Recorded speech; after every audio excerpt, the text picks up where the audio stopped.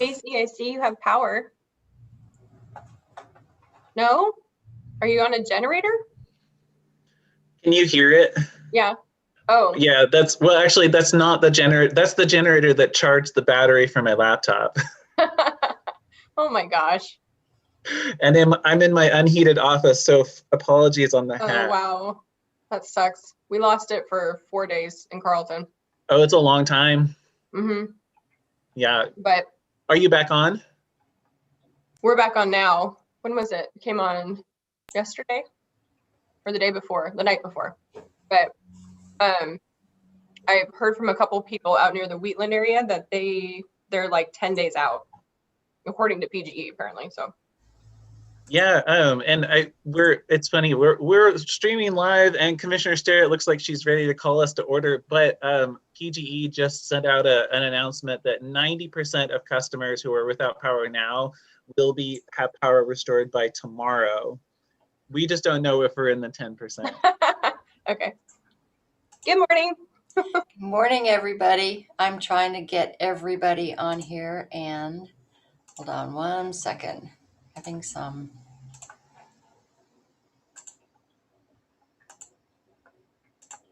There we go. I have everybody. Okay, well, everybody looks like they're here, present and accounted for, even if it has been a rough few days, but appreciate that everybody is able to get on. And I want to mention that we would not be on if it weren't for Carolina and Carrie. You don't see them, but they're in the background making sure that we're on every Thursday. So appreciate that and everybody being here. So at this time, I'll call to order the Yamhill County Board of Commissioners formal informal session for February 18th, 2021. And Commissioner Berschauer, will you lead us in the pledge, please?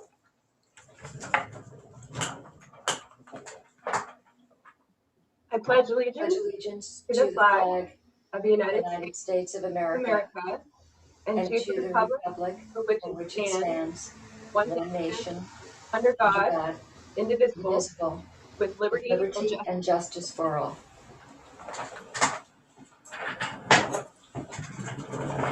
Thank you for that. And I also want to thank our Public Works road warriors. They're out at all hours of the day and night doing some very difficult work, and our first responders and our sheriff's deputies and our Office of Emergency Management, Sergeant Young, and all the crews who've come here from out of the county. There was a truck in my driveway from Lincoln County. They were apparently fixing power outages, and we've got folks from Nevada and Montana. So very grateful for them and for everybody here at the county who's been stepping up under some difficult circumstances. So at this time, we'll go over our calendar session. Do we have anything that we need to add to our normal, regular joint calendar? All right. Well, not that I'm aware of, Chair. Okay, thank you, Commissioner. So at this time, we'll move on to public comment. We've received public comment. We received one this morning and a number prior to this yesterday and the day before. Everybody has gotten their public comments. Thank you. Now we'll move on to our work session, which we have none. We have no department updates. Our consent agenda. Do we have a motion to approve, please? I move that we approve the consent agenda as presented. Thank you, Commissioner Kula. We have a motion to approve. Any further discussion? Hearing none, all those in favor signify by saying aye. Aye. Motion passes. On to item H, which is old business. And this is the consideration Chair, it looks like, apologies, Christian, County Council, was raising his hand. All right. Oh, okay. Thank you, Christian. If you don't mind, I can give you an update on where we are with the Bernau estates now that we've adopted this amendment.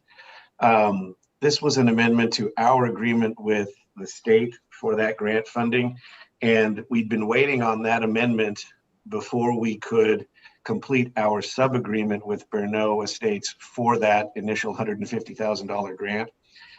And then following that, we still have our agreement with ODOT for about $725,000 to complete the highway improvements related to the project.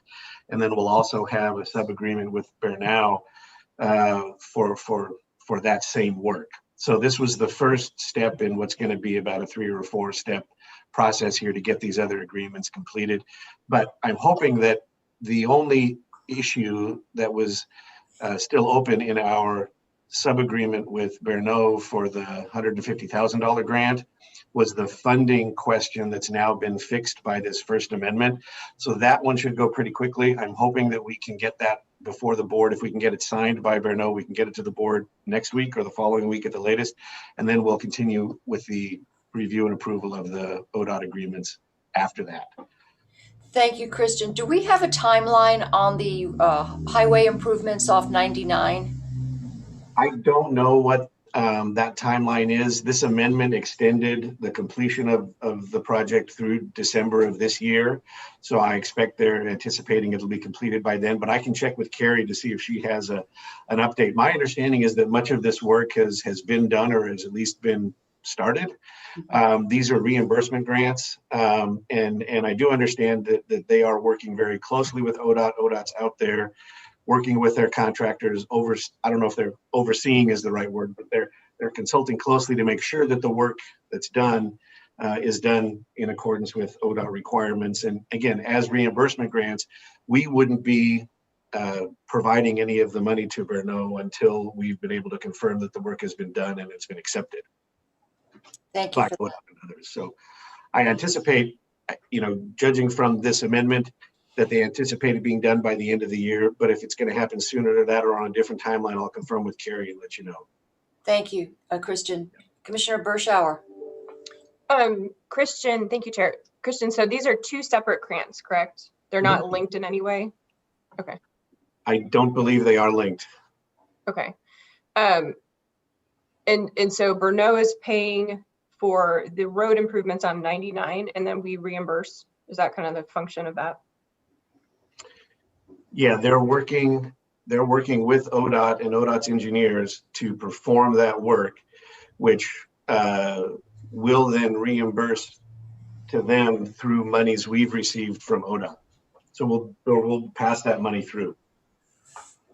Okay, but they're using ODOT because isn't ODOT typically who would perform that kind of work? Yeah, how exactly this is structured in that sense, I'm not sure, but okay. You're right. This is something that you would expect ODOT would normally do. But again, I can get some additional detail from Carrie if you'd like as to how this project qualified for this particular type of funding.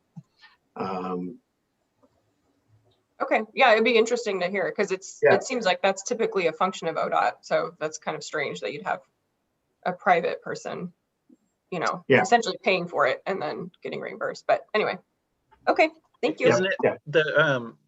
Doesn't it go private party pays, then we get reimbursed from, isn't it lottery fund dollars? Isn't that what the fund is? Mm-hmm. And so essentially it's getting the lottery dollars to ODOT in a way. Yeah, that's what I was thinking, but. Okay. But I'll double check with Carrie and report back. It's been a while. This project has kind of been in hibernation. Well, the project hasn't. The work's been going on, but completing these agreements it was kind of on hold for a little bit. But we'll get it back on track now, and I'll try and provide whatever information we've got on the source and the rationale behind the funding. Thank you. It does seem like it's been going on for many years. This has been sort of in the archives, 3 or 4 years. At least 3 years. Thank you for that, Christian.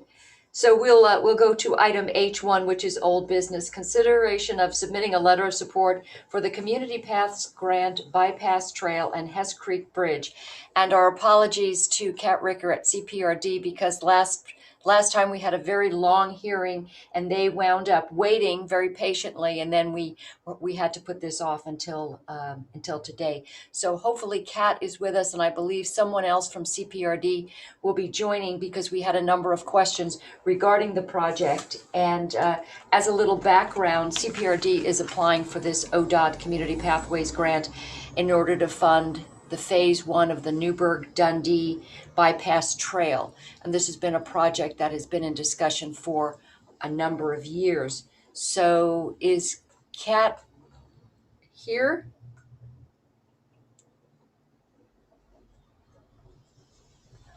I'm not seeing it. Anybody? There are multiple people who are Cat Ricker at the moment, including one who's waving at Oh. us. Okay, there you guys are. Sorry, you weren't on my radar. Thank Yes. you. Thank you. So Kat, where's Kat? There's Kat in the middle. Kat, could you introduce the folks that are with you from CPRD, and welcome, and thank you for coming back again this week. Yes, good morning. Thank you, Chairperson. Thank you, Commissioners, for having us back. We're glad to be here with you again. I have to my right is Casey Creighton. He is our Parks and Facilities Supervisor. And I have to my left our Superintendent, Don Clemens. And I have also in the audience, who I'm hoping Carrie can promote, is our consultant on this project, who co-authored the grant application with me, Paula Grimace from Greenworks PC. Can we possibly bring him in? Here we go. Thank you, Carrie, for that fast work. Thank you, Paul, for being with us. Appreciate it. Paul joins us from Portland. He is a Portland company who's been working with us on trails projects for many years. Thank you. Good morning. Thanks for being with us, Paul. So let's just start out. We were asked for a letter of support for this project, and we had a number of questions, and I'm wondering if we could get back to those questions and then go forward with the rest of our discussion today. One of the questions that we had was around funding, and the match from CPRD was $138 million, I believe, in some change. And the question was where that money would be coming from for the match.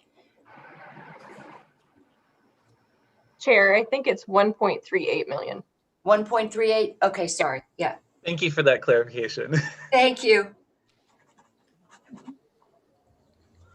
And actually, the total project is 2.6 million. The match for CPRD and the city of Newburgh, who will be a partner in this, is 30% of that. So it's a little shy of 800,000. I mean, 763,950. Thank you, Casey. So the match amount on the financial information shows $1,380,000 from CPRD, $230,000 from federal funds, and $690,000 from Community Paths Grant. So can we get some clarification on that 1.3? I'm confused by that because what we submitted to ODOT on February 1st was a total budget of 2.6 million. And then what should be coming through is the match for CPRD in Newburgh, the number that Casey just shared, which is $780,060. So I'm not sure where there's a transposition of numbers. So this was the financial application that I'm looking at, and at the bottom it talks about the 1.3 coming from CPRD match grants exclusively, and this is titled the financial information for the actual grant and match type. Talks about federal grants, state grants. What's the estimated total project cost? 2.3. And then the match source and amounts lists CPRD. Casey? Commissioner Starrett, I believe what you have in your hands is a draft that was being worked on before the actual submission. And it's been corrected since then. I don't know who passed that on to you, but I have in my hands the actual grant that was submitted to ODOT. Okay, this came in the papers that were originally sent. But anyway, so let me get back to the correct numbers. Okay, so this CPRD match is not 1.38, correct? No. Correct. It's, could you give me that figure again? $763,950. Okay, so 754. Okay, thank you for that. Commissioner Bershauer. Thank you, Chair. So we did see the document that was purportedly submitted to ODOT, I believe, for the initial, sort of that initial pass the test of the type of project where you had initial approval, and it did list those numbers. And the 1.38 million represents about 60% of that budget. So how have we gone from CPRD has 60% of the share of the cost of the project down to 30? Or is it that City of Newburgh splits it with CPRD? So you each owe? No, the match for the grant from the state was 30%. And that says that right on the submission to the Oregon Department of Transportation, Oregon Community Pass Grant application. It's 30% of the project cost. And the total cost was 2.6 million approximately. Our match amount, and what we requested was 1.609 million from ODOT. So ODOT's now going to pay 1.06 million, and then how much are the feds going to kick in?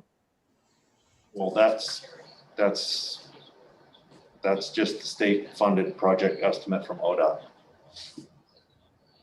Doesn't give any federal funds on here at all. Okay, can we get a copy of that? I feel like we don't have the most up-to-date copies of what was submitted, though, because I don't remember seeing numbers. Yes, certainly. We'll be happy to get you the final grant application. Thank you. I have a question because it says in one part of the application, will this be, you can't use federal and state funds. Is that correct? But you've got federal funds down here for the 230,000. But yet you're saying that the funding will come from the state. So no federal funds, but then, because one part of the application says you can't use both unless that was the old application. No, I didn't see that. Yeah. So that's correct. As far as we're aware, the funding is coming solely through ODOT. There may be a grant from the Federal Department of Transportation to ODOT, but there's no direct involvement with the Federal Department of Transportation or any other federal agency in this, to our understanding. It's all coming from ODOT. So the initial application or the draft that says that federal funding would be $230,000, that's been revised? I don't see that. Yeah, I'm not sure. Yeah, I don't see that, that source document. That would be that's the confusing. application. Yeah. Yeah. So that's on Chair. That's on page 6 of 7 for the folks from CPRD. If and what's the document called? I'm scrolling while I'm on. Is that the letter of intent? It's the financial information within the grant application. Yes, it's on letter of intent. Right. Okay. The letter of intent was submitted in October, and so there were some revisions to cost estimates between October and the February middle. So that could explain part of the difference, but to my knowledge, we were never anticipating any federal funding.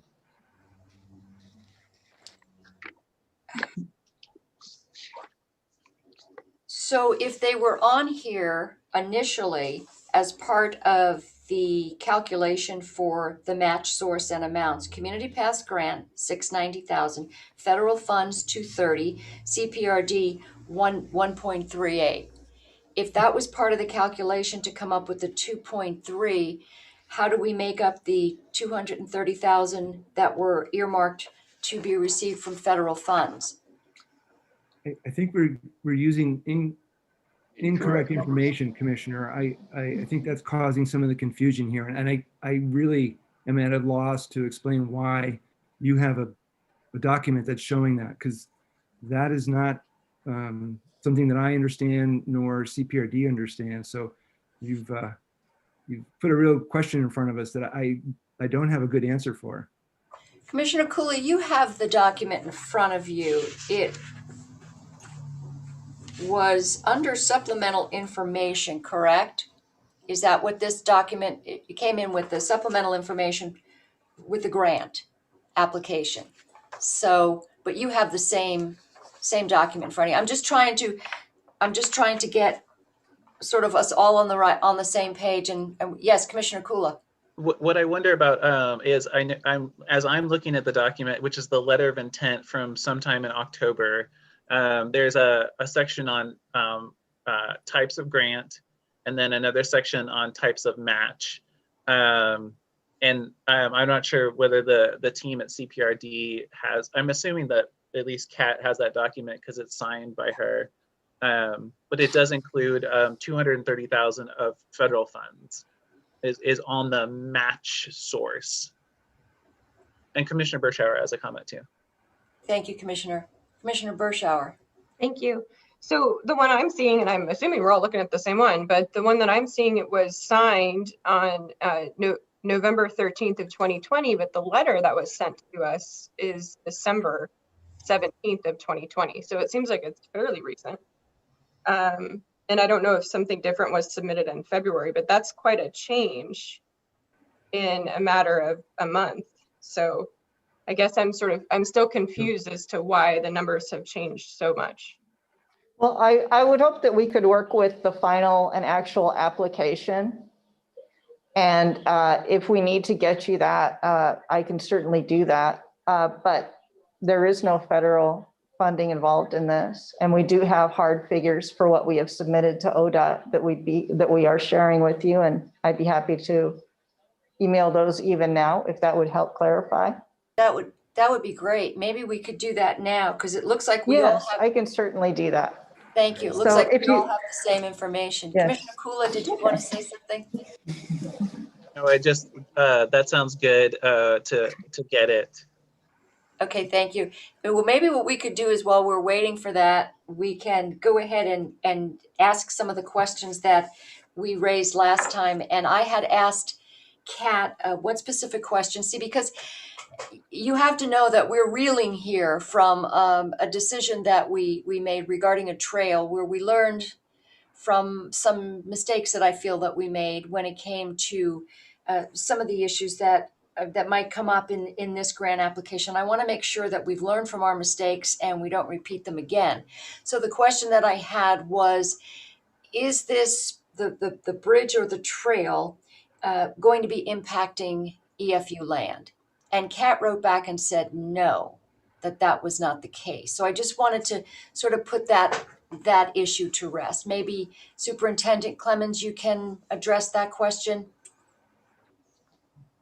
Project is all within the city of Newburgh. And the ODOT right away. And the ODOT right of way within the city of Newburgh. So we are in ODOT right of way. Okay, thank you for that. Appreciate that. The other question that I had to do with one of the other things we learned during our process with the trail is that people oftentimes didn't feel heard if they had concerns or questions. And one of the questions that I brought up was, and was also asked in the application, have people been told about this? Has there been opposition? Are there people who had any concerns about the path of the trail, or how it would impact a residence or neighboring properties? And I just wanted to be able to address that, since we've had that difficulty here. Paul, maybe you could give a time guideline. I think we started many years ago. Right. It goes back 2009. Yeah. Yes. So I'll give you a very brief overview of the strategic plan that the Park District created for the Chehalem Heritage Trails. And through that, there were 3 community meetings that were held, asking people about the trail and the connections that they would like to have.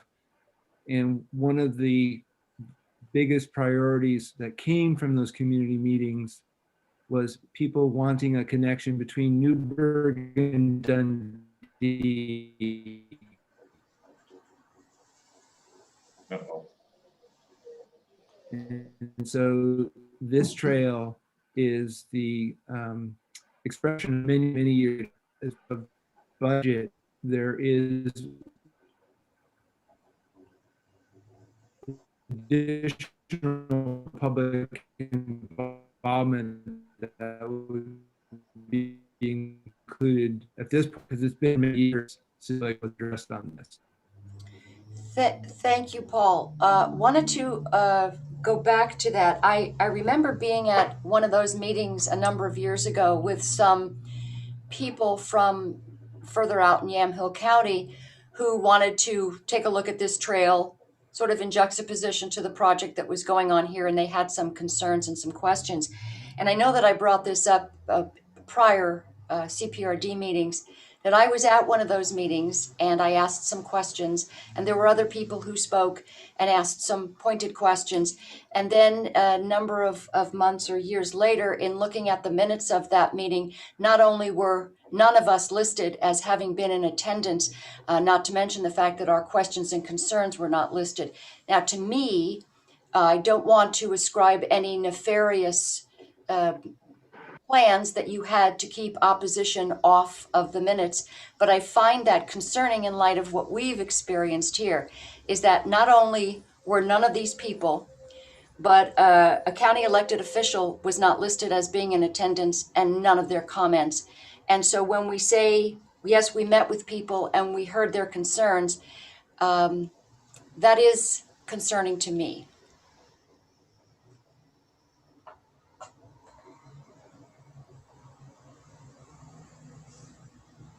Commissioner Berschauer? Thank you, Chair.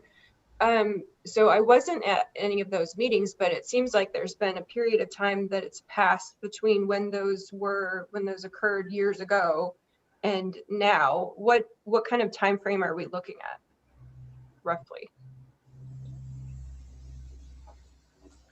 2010. I think the commissioners has been at many meetings throughout the community. This particular project, the connection to Newburgh-Dundee, has been talked about even when the bypass was built. It has gone through countless number of processes and public hearings over the years.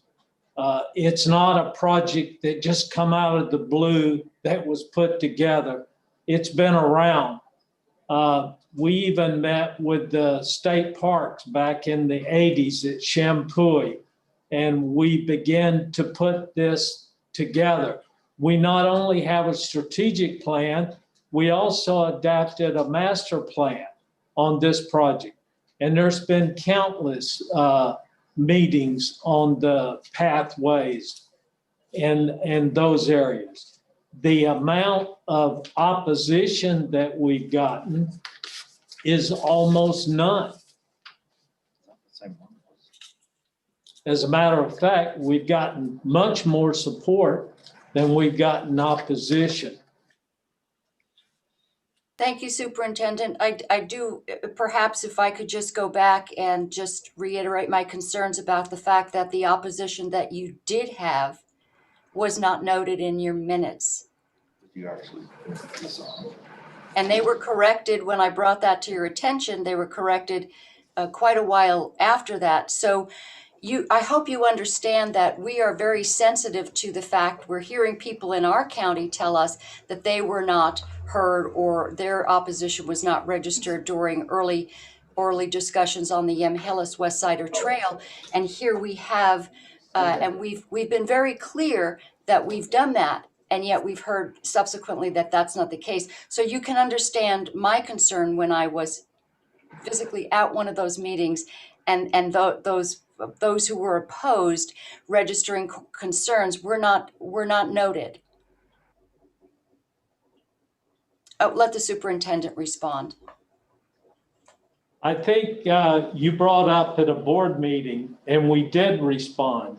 We went back to the minutes, and I believe Kat responded to you and corrected those issues that you had. Is that incorrect? Yes, that's what I'm saying, is that I had to bring it to your attention and ask you many months later to correct those minutes, But when you say there has been very little opposition, if I hadn't brought it up, there would be no record of any opposition. So I just want that to go on record, is we're sensitive to that and we don't want to repeat that same mistake. Commissioner Kula? Thank you, Chair. I don't know, we had a hand raising race, I think, so we may have tied with, I may have tied with Commissioner Bershauer, but what I wanted to ask Don Clements is, because I could ask Chair and then I could ask Don, but really probably the easiest is just ask Don, is what were some of the concerns that were expressed by people at this particular meeting, and how has the master plan and the project addressed those concerns? Thank you, Commissioner. Those are really, really good questions. I think that if I remember correctly, Paul, you can chip in too. The major concern when we laid out this pathways was naturally from the property owners. The first thing the board did is they told the property owners, will not condemn any land. If you're not willing and you're not on board, you don't have to worry about it, because we won't bring the pathway through there. The board made that commitment, and we've stuck with that commitment.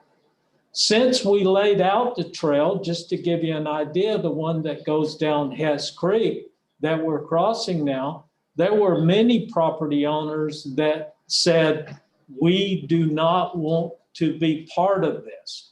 We took that trail out of there. Since then, they have come back and said, yes, we want to be part of this. We've had some that said maybe that now say no. We will do whatever is in the best interest of the community and the property owners. I think the board has said will not condemn any property for the trail. So we made that statement and will continue to do that. All right, and Carrie, I've just emailed you the copy of the final grant application for your sharing with the commissioners. Thank you for that, Kat. Commissioner Bershauer, did you want to jump in here? Thank you, Chair.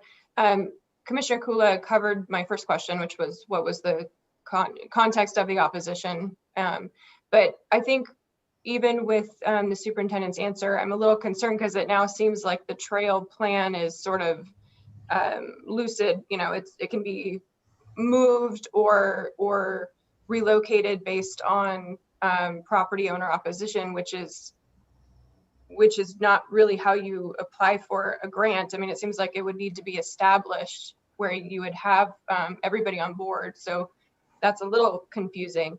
The other part was in the grant, the original materials that we received, not this just now, but before, it references a connection to Forest Grove. And I'm wondering how you're going to get up to Forest Grove with this. What's the assumption that you're making that this will connect to Forest Grove? We're not only going to connect to Forest Grove, we're going to connect to Portland. We met with Metro, we met with state parks. We're taking this particular process and we're involving Marion County, we're involving all the counties, because we know the impact that it's going to have on the communities and the outlying areas. We tried very desperately to include as many people as possible and make this as broad as possible. And we do not operate in a vacuum. We have spent years talking about this particular trail and the connections and the connections from the river to the hills over. As you are aware, the board will discuss Thursday night, this coming Thursday, about the county. We feel that trails are very important. The SCORE program done by state parks says that walking and trails is by far the most recreational activity in the state of Oregon. It's up around 70 to 80% of all respondents said the number one thing was trails. We're trying to meet the demand and the need within the communities and make the connections that are necessary for trails. During this situation that occurred with the virus, our trails were just loaded. People are out all over this community walking those trails. They're walking the streets. We have an obligation by which to meet those needs and to make the connections for the communities. And there are connections that need to be made. We'll continue in this endeavor, not only the connections locally, but also regionally. And as you well know, the state had the Willamette River Valley or the Willamette River Master Plan done back in the 70s and 80s. And we tapped onto that and made sure that we're in compliance with all of those issues. So we're just trying to meet the needs in the community. And I think those needs are definitely visible. Thank you, Superintendent. I understand the recreational benefits of trails, but my specific questions were, how is this trail specifically going to connect to Forest Grove? What does that look like? Was it presumed that it was going to be the Yamhill West Sider Trail and that it would latch onto that one? And number two, if the route of this trail is not established, then how are we supposed to sign on to supporting something? It seems like it needs to be established before you go forward. The trail with the bridge is established. That was done with the City of Newburgh, City of Dundee, and ODOT. The connections, that matter of fact, the mitigation plans for the bypass, it was all included within that process. As far as connecting the trail to the Yamhillis, yes, we've been working on that for years. We've been up at the wineries as well as we met with property owners and made them aware of what our desires are. And they've commented on that, and we'll continue to meet with them. The Abbey, we needed when I'm trying to remember the group that bought that property. Do you remember, Paul? Bureau of one of, but anyway, we've looked at making connections all through this area. We met with Metro about connecting to Sherwood, connecting over the hills, because we need to know what their plans are and how all these plans tie together, because it would be kind of silly to plan in a vacuum. I had a property done, so. I think, Go ahead, Commissioner Bershauer. Sorry, my follow-up comment is just that, like Chair Sterrett expressed, we have just gone through a very painful process with the Yamhill West Sider Trail. And it's a little bit ironic that this trail in particular also has a very expensive bridge that's part of this grant. And I just am expressing caution that you guys don't end up in the same situation. And I think that it's a little concerning that part of the grant application references connections to the long-term goal of having this connect to Forest Grove when the Yamhill West Sider Trail has been ended, that project has been ended. So I think it's of concern that you might be representing something in a grant application that isn't going to happen. And so those are just my follow-up comments, but I'm expressing the same caution that Chair Sterrett has expressed. Thank you, Commissioner. Commissioner Kula, did you want to jump in? Yeah, thank you. And thank you, Don, for answering some of these questions. So the route is established and the location for the bridge is established over Hess Creek, and that connects to what's the chunk of trail here that would be defined by the receiving the construction application and building that bridge. Is it does this chunk get you all the way from Newburgh to Dundee, or does it get you from Newburgh? I'm just looking at the maps and they're not zoomed in enough to help me. Does this get you from 99 to the Willamette River? And this might be a question for Paul.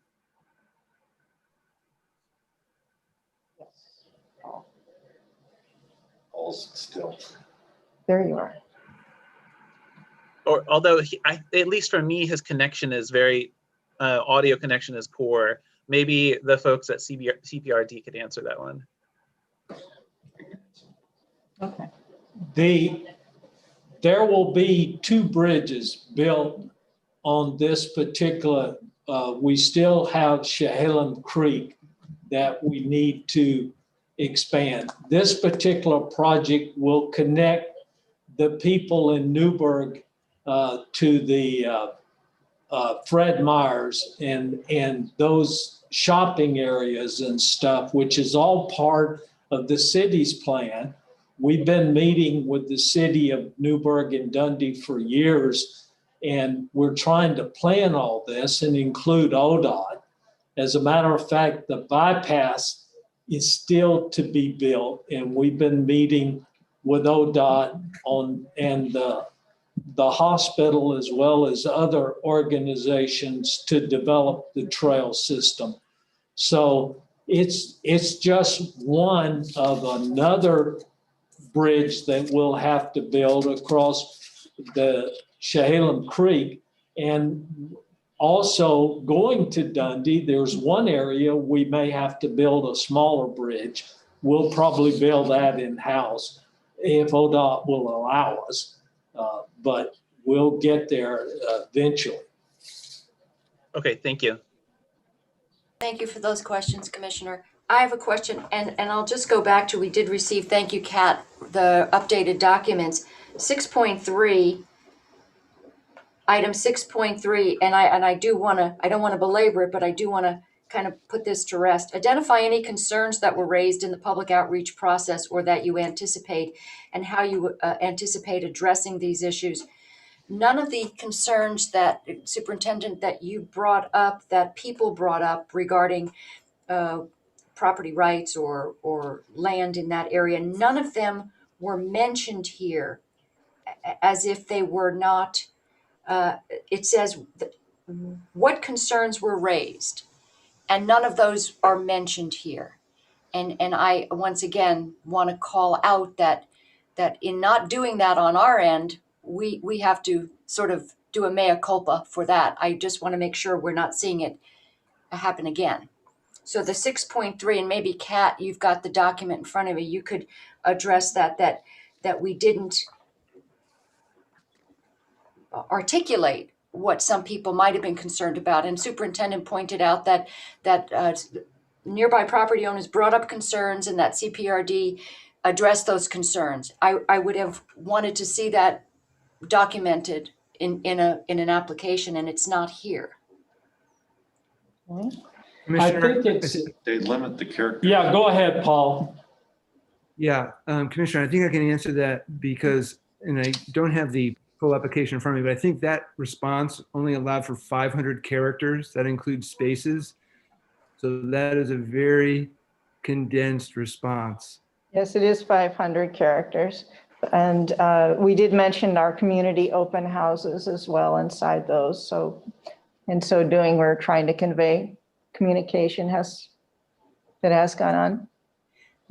Yeah, I'm sorry, but I'm going to take exception to the fact that there wasn't enough room to document something that should have been documented here. To say we only had 500 characters that to me is not a good rationale for not documenting them when you were specifically asked to. I find that, again, very concerning. Commissioner Bershauer? Thank you, Chair. I guess I would request that we take a little bit more time on this issue because I feel really rude trying to read a 14-page document while we're sitting on the call here. I don't know if that's possible. I know we don't want to have this come up every meeting, but I just feel like I'm not prepared to go through this document while we're sitting here. I agree. Commissioner Bershauer? I mean, I'm Commissioner Kula, sorry. I love that you got us confused because I haven't yet confused you. I'm just very proud of this. I agree with Commissioner Bershauer, but I want to make sure as I was scanning the document, I saw page 7 of 15, and then I saw page 10 of 15. So the fives and about half of section 6 are not, at least in my document, that was just sent through from Kat to Carrie. So that I would love to see the whole document. Maybe I'm missing something. No, I am as well missing some pages. So thank you for recognizing that. Yeah. Thank you. Yeah, are those, no, that should have been in there. I would love to share also our letters of support. We're very proud of our letters of support from City of Newburgh, TVF&R, as well as the Yamhill County Parkway Committee and additional. So we'd love to use that opportunity to share those with you as well and give you some of their perspectives on why this is a long-standing case for building the support from our municipal partners for the importance of it being a safety issue, the dresses as well as recreation. So that sounds like a great opportunity for us to share more with you. And again, we have submitted it, so we're not actually seeking a support letter for this application at this time. But again, we're so grateful to be able to share about this just to educate you. And if there is support, then that's great. Thank you. Appreciate that, Kat. I did have a question regarding SDCs. I know we just received a letter at the county. I know you guys are tired of hearing me complain about SDCs, but it is one of my missions. If we talk about affordable housing, we have to also look at ways that we in government can address that. And I know that we just received a letter from CPRD advising us that the system development charges were increasing as of July. And for a single family house, just for the CPRD SDCs, it's almost $8,000, and that doesn't include the City of Newburgh. So we look at the cost of building a single family house, and we have to look at those too. So I'm wondering if in the match that CPRD is anticipating coming up with this, that would, where the funding for that would come from, and is that going to be addressed with a systems development charges? Thank you. The system development charge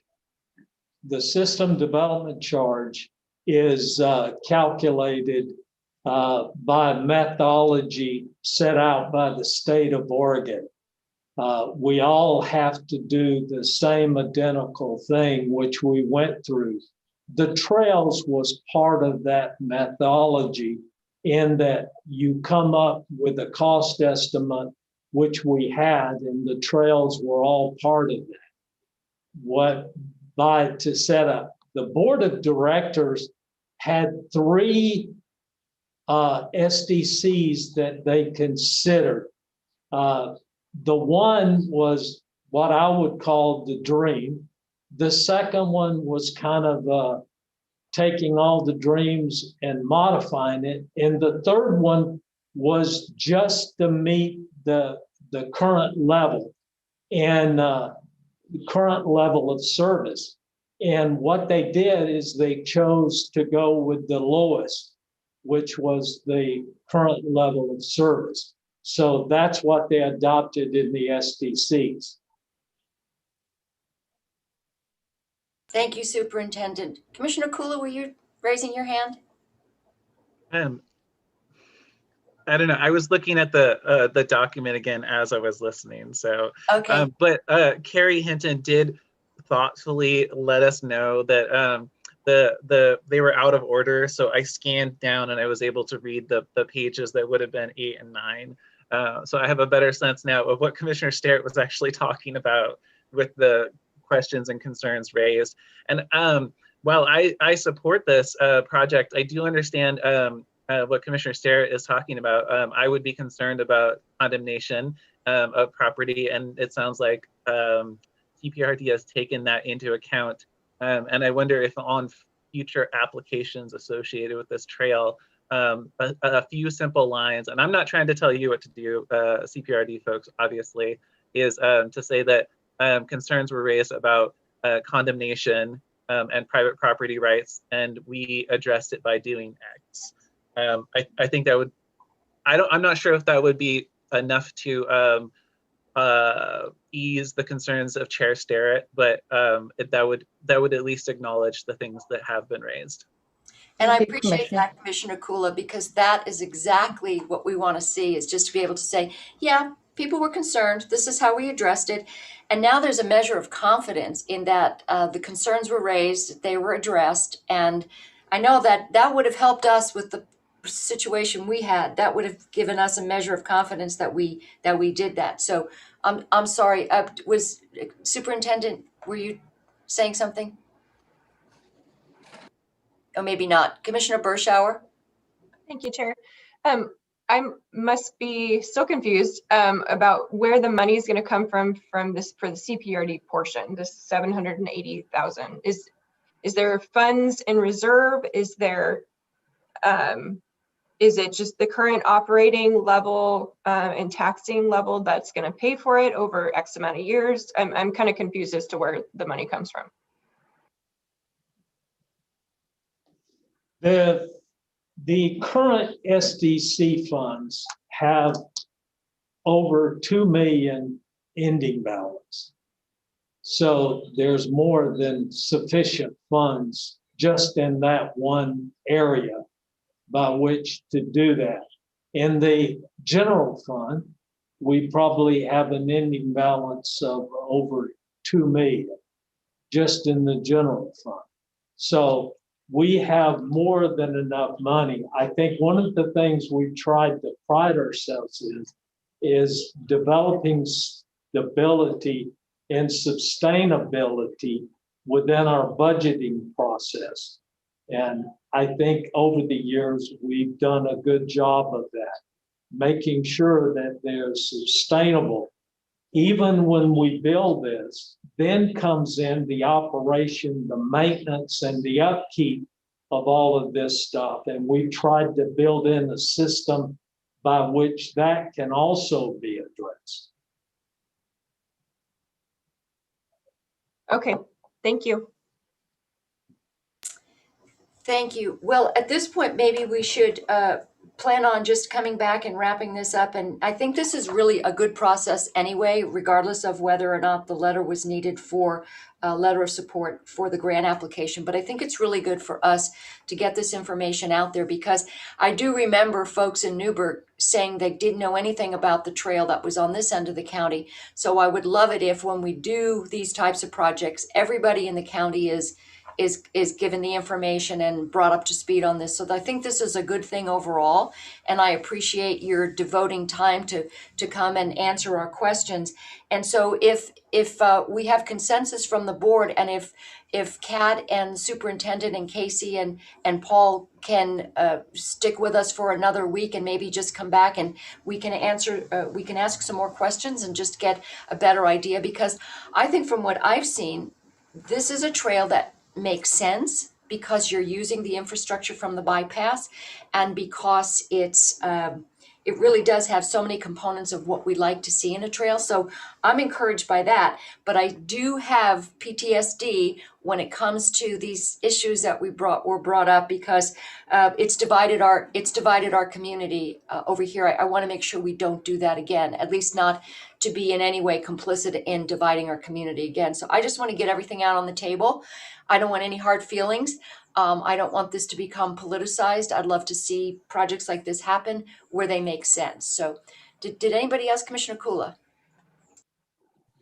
Thank you. I really didn't want to interrupt you. So hopefully you were able to finish your thought. The one request that I would have for next week is if we could, if there's even a sketch of the what part of the full project this one actually, the bridge and the construction actually gets the city and the Parks District residents. That would be really great, because I was looking at what you have there and it wasn't totally clear to me which chunk you're going to get done. So even just a quick sketch on a map, I'd love to see that. Thank you for that. Commissioner Bershauer, any specific requests as far as information for next week? Thank you, Chair. I agree with Commissioner Kula. That would be nice to know. And then also, the phase out of the total plan would be interesting to see. Just, how many grants are we talking about? How many phases would ultimately get this thing done? So thank you. Thank you very much. Commissioner Kula. Thank you for your patience, Chair. One last comment is that the people I know who live in Dundee or in Newburgh who are trying to get to the river or trying to get from Newburgh to Dundee are very excited about connections like this. So I just want to put that out there, that the people that I know most closely in those places are really excited. Thank you for that. So once again, Paul, Superintendent Clemens, Kat, Casey, thank you for your patience. I appreciate the fact that you're willing to come back and maybe we can just get everything addressed next week. Thank you. We certainly appreciate the opportunity very much. We'll be back with more to share. Thank you for being so gracious. Appreciate it. Thank you very much. Thank you. All right. Thank you. So we'll go ahead and move on to our next agenda item. And our next agenda item is under other business, which is consideration of a resolution formally stating an opt-in, opt-out decision regarding the City of Newburgh's vertical housing development zone. And we've all had the opportunity. Well, Commissioner Bershauer, you were not here for a presentation on the concept regarding the development zone. Did you have any particular questions going forward to start out with, or should we begin our discussion with what we heard Commissioner Kula and I heard during the last presentation? I feel like Commissioner Bershauer, maybe you were at one of them. Maybe it was the Parkway, or it's blending, but I thought I saw you at one.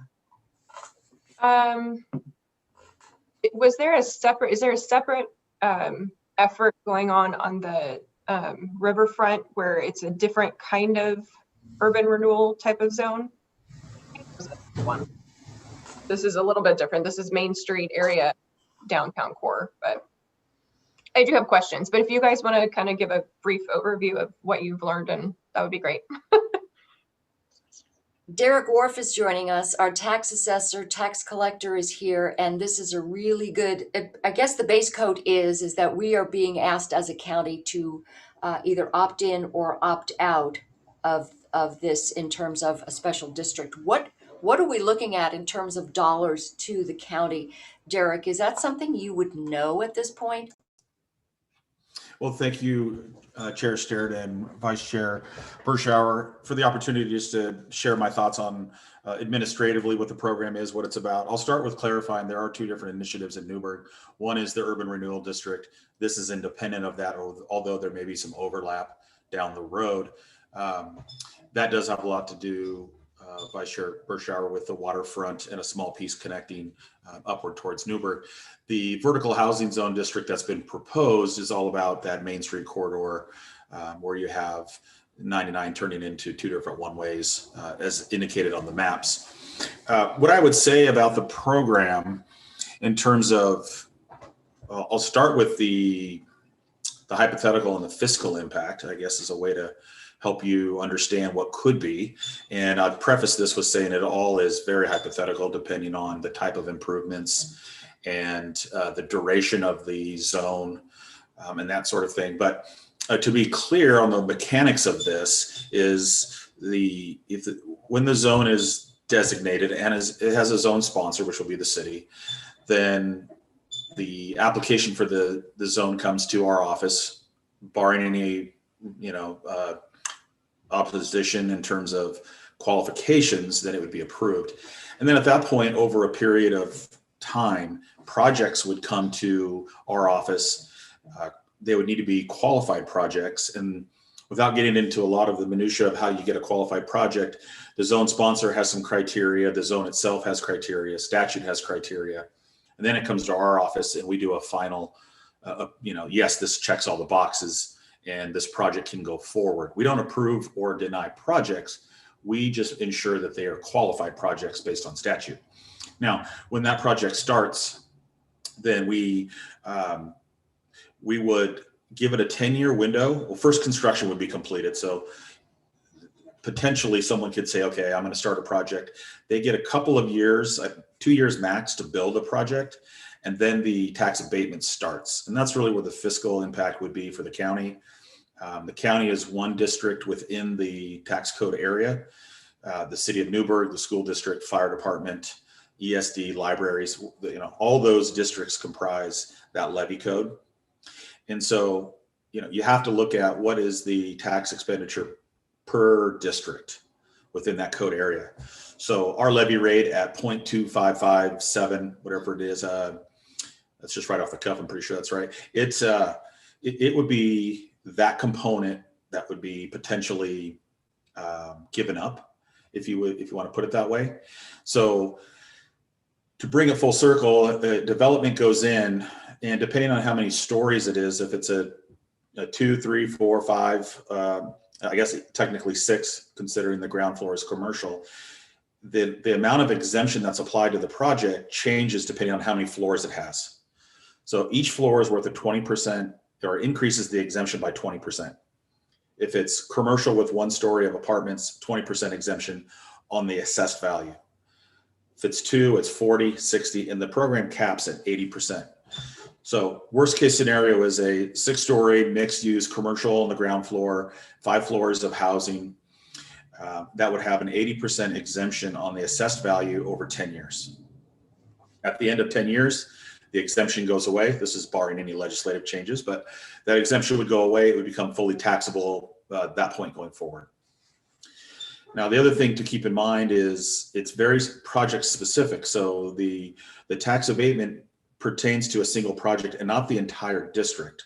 So the footprint of the district is, if you think of it like an urban renewal zone, any increase in that footprint of an urban renewal zone, the additional AV goes to the urban renewal district. In this case, any increase in value that would return a tax that has an exemption would be limited to that one project. So it's not the whole zone, it's project based, and each project is capped at a 10-year limit. So so if you're, again, sort of comparing it to the fiscal impact of an urban renewal zone, which may or may not have defined termination dates, these projects are limited to 10 years, and it's per property, per project, and does not holistically affect the entire district. So if you kind of just back up to the mechanics of the exemption goes by number of floors, and so also goes the value of the property. If it's a $5 million 2-story build, the 20% tax abatement for Yamhill County specifically is not as much simplistically as if it was a $25 million build of a 6-story mixed-use apartment and commercial. So that just tells you it depends on what the improvements are planned to be. And looking at the proposal from the city of Newburgh, they have put everything in there from a 2-story to a 6-story build. So, I guess the largest potential fiscal impact for the county is that we align, the entire Main Street corridor with, some sort of, whether it's apartment housing above or condominiums or, multifamily housing units above commercial property. It could get pretty steep. So without knowing what the specific improvements are, I would just say that if you've got a sense that the plan is to develop significant dollars in terms of property types, it's not a clean up the 2- and 3-story ones that are kind of there already. It's more of a regentrification of that corridor, and they're looking for some significant investment dollars. Then the county's revenue or a portion of the revenue would obviously scale up because of that. But be mindful that it does have a limit. It's got the 10-year limit on it, and it's monitored by our office. So if for some reason it came out of qualification, it could be removed from the program and then would become fully taxable also. So there's some sideboards on compliance. The other thing I would say is there's some legislation right now surrounding vertical housing and the integration of low-income housing, and how there's some offsets for additional exemption potential if their plan was to include some floors dedicated, or I should say units dedicated to low-income housing. If that comes into play, then the exemption percentage or portion just goes up. There's some incentives that could be passed either via statute or local resolution to promote low-income housing in some of these multi-use units. And so really it's, well, I'll say that from the fiscal standpoint. So the larger the builds, the larger the impact. If you think of it in the simplest terms, if you had $1 in mind, if you had a X $1 million investment, if you divided that by 1,000, and well, I should say if you times it by the CPR, which today is, let's say, 70%. So if you had $1 million and you took 0.7% of that, you're at 700,000. If you divided that by 1,000 and times it by 0.2557, you'd actually have the number. So that's a lot of math, but in the short run, you take the assessed value and divide it by 1,000 times our tax rate, and you'll know what's coming out of the general fund. Now, it's not unheard of that you have districts that opt in and out. So I'm going to kind of shift. Let me pause with some questions there before I shift to the administrative burdens that might come up. I have a question, and I just have to say I'm grateful for your breadth of knowledge on these types of things, because it's astounding the implications, and it's really complex. Mm-hmm. I have a question about and all this talk about vertical housing I find very interesting. Having been raised in Brooklyn, we never use that term, but that's really what it was. So this is an interesting terminology for apartment houses. But let me ask you, if the county is not receiving the revenue for that particular area because there is no development on it per se, that this building is really just gravy, in other words. So it's not like it's a net loss of revenue for the county. It's just not the appreciable gain that we would see if we didn't opt out. Is that correct? That is correct in terms of where that tax expenditure lies. Without an increase, you're not losing any. What is the status quo? It's going to require new development to even recognize a tax abatement. The other thing I want to make sure we're all mindful of here is the funding mechanism for tax dollars in Oregon. These aren't directly tax dollars to the county. We levy all these dollars, and then everybody has a distribution rate. So we go out and say, this is how much tax we're going to collect in Yamhill County. We bring in everything we can, and then everybody has a slice of the pie.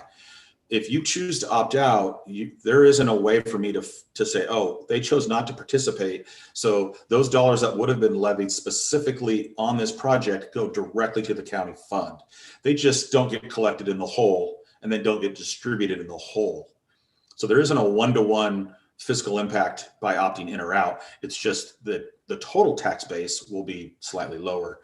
The actual impact, at $19 billion for the county, with an assessed value of about 9 or 10, is this going to really move the needle? In my opinion, no. So then basically, what is the estimated revenue for the county? 17%, anywhere between 15 and 17%. So that would be what we're leaving on the table. But it would be the cumulative impact of the other taxing districts. So let's say if the schools opted out, or TVFNR, or all these others. So based on the piece of the pie they're not going to take, that would really be just that much less for them, but more in terms of the opt-out exemption. Yes. that correct? Chair Starrett, yes, thank you for. No, that's because you explained it right. That's the only reason I get that. I just love that people finally digest it. It's complicated, but yes, you're correct. The more people that opt out, the bigger the tax abatement becomes and the more impact it could have holistically on the distribution. Thank you for that. Yeah. Commissioner Bershauer? Thank you, Chair. I guess my concern, and this is Clackamas County has dealt with this for years, and it got so bad that there was a ballot measure put on, a countywide ballot measure to force the public's approval of new, not existing, but new urban renewal districts, because there's a layering effect. You know, when you get multiple urban renewal districts, now all of a sudden folks like TVFNR are losing a lot of money because it's, Derek, as we talked about before, urban renewal districts are different. They're a lot longer of a process. And so I think that's my concern is that, and I don't know if the waterfront district has been approved or if they're just still talking about that. Okay. So I haven't seen approval. Yeah. So it seems like, you know, and the whole point of urban renewal originally was to combat blight. It was to go into neighborhoods that were blighted and provide incentives for developers to essentially gentrify those areas and get them back up to producing some revenue. I wouldn't argue that downtown Newburgh is necessarily blighted, but now it's become a tool of government to incentivize developers to come in. My concern is that when you start layering these districts, it's the schools who lose out. It's the fire district that loses out. It's people like CPRD is going to be affected. Maybe less so the county, just because, you know, we're bigger, right? So that's my concern going forward. It's not just that this little part is going to impact our budget necessarily, but it's when you start layering these on that it starts to really impact. And I wouldn't be surprised if the school district says, you know, we're going to sit this one out. The urban renewal district will affect them more directly, but I don't know how that process is going at this point. So, thank you, Derek. Yeah, my comment to that would be to just completely support the idea that the layering creates complexity and compounds the issue. That is absolutely 100% correct. When you get into, and if you have urban renewal districts that have partial taxing districts in it and partial out. So if you think about a footprint that, you know, if you have, let's say McMinnville's urban renewal district, half of it was in TVFNR and half of it wasn't. And then you throw on top of that a vertical housing district. And then the complexities of administering that go through the roof, but also the compounding effect of the tax dollar diversion, where you're sending the money to becomes, it becomes compounded. It's not as simple as this one program has this effect, when collectively, if you put them all together, there could be some funding issues there for some smaller districts. I would agree with that. So Derek, would that, you mentioned an administrative burden. Have you thought that one through? Oh boy. Well, you know, I sort of liken it to, and we had the same, you know, I don't want to rehash last year's problems, but the idea of pilot programs for solar panels. Okay, if we're going to have 2 or 3 of these, the administrative burden is a pretty heavy lift because it takes a lot of setup and a lot of time to do that. If I have 2 projects in Newburgh or 3 or 4, I'm not going to get, well, I would ask for additional resources from my board of commissioners, but in times of need, maybe that's not a pressing point. But if that turned into something like, you know, and now we have, you know, potentially 4 urban renewal districts when Newburgh comes on, you know, these are unfunded mandates that we're administering. We're having to do what is outside the scope of appraisal and tax.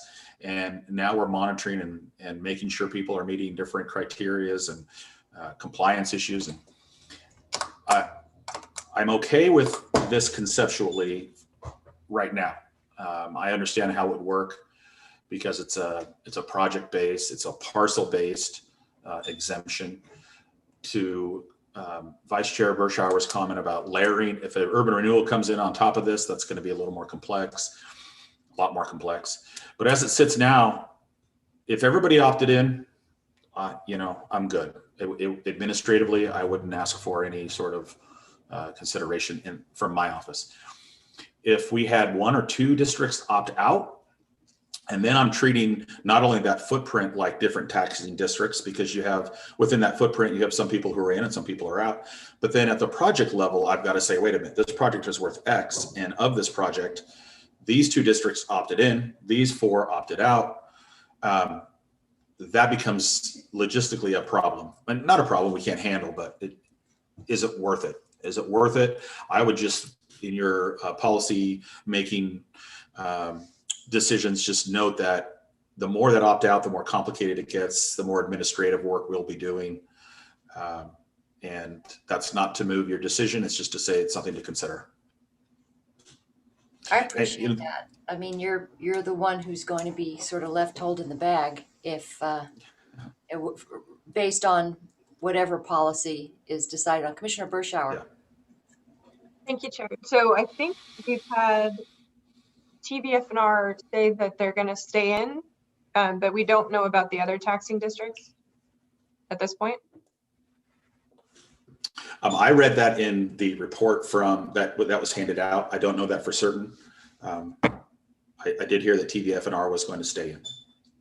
Okay, I guess we should have asked CPRD when they were on, but it's curious. I mean, I think that, the county might be less affected per se, but some of these smaller guys, I'm very curious to see what they are planning to do, because it'll have much more of a direct impact on them, especially when you start considering the waterfront urban renewal district.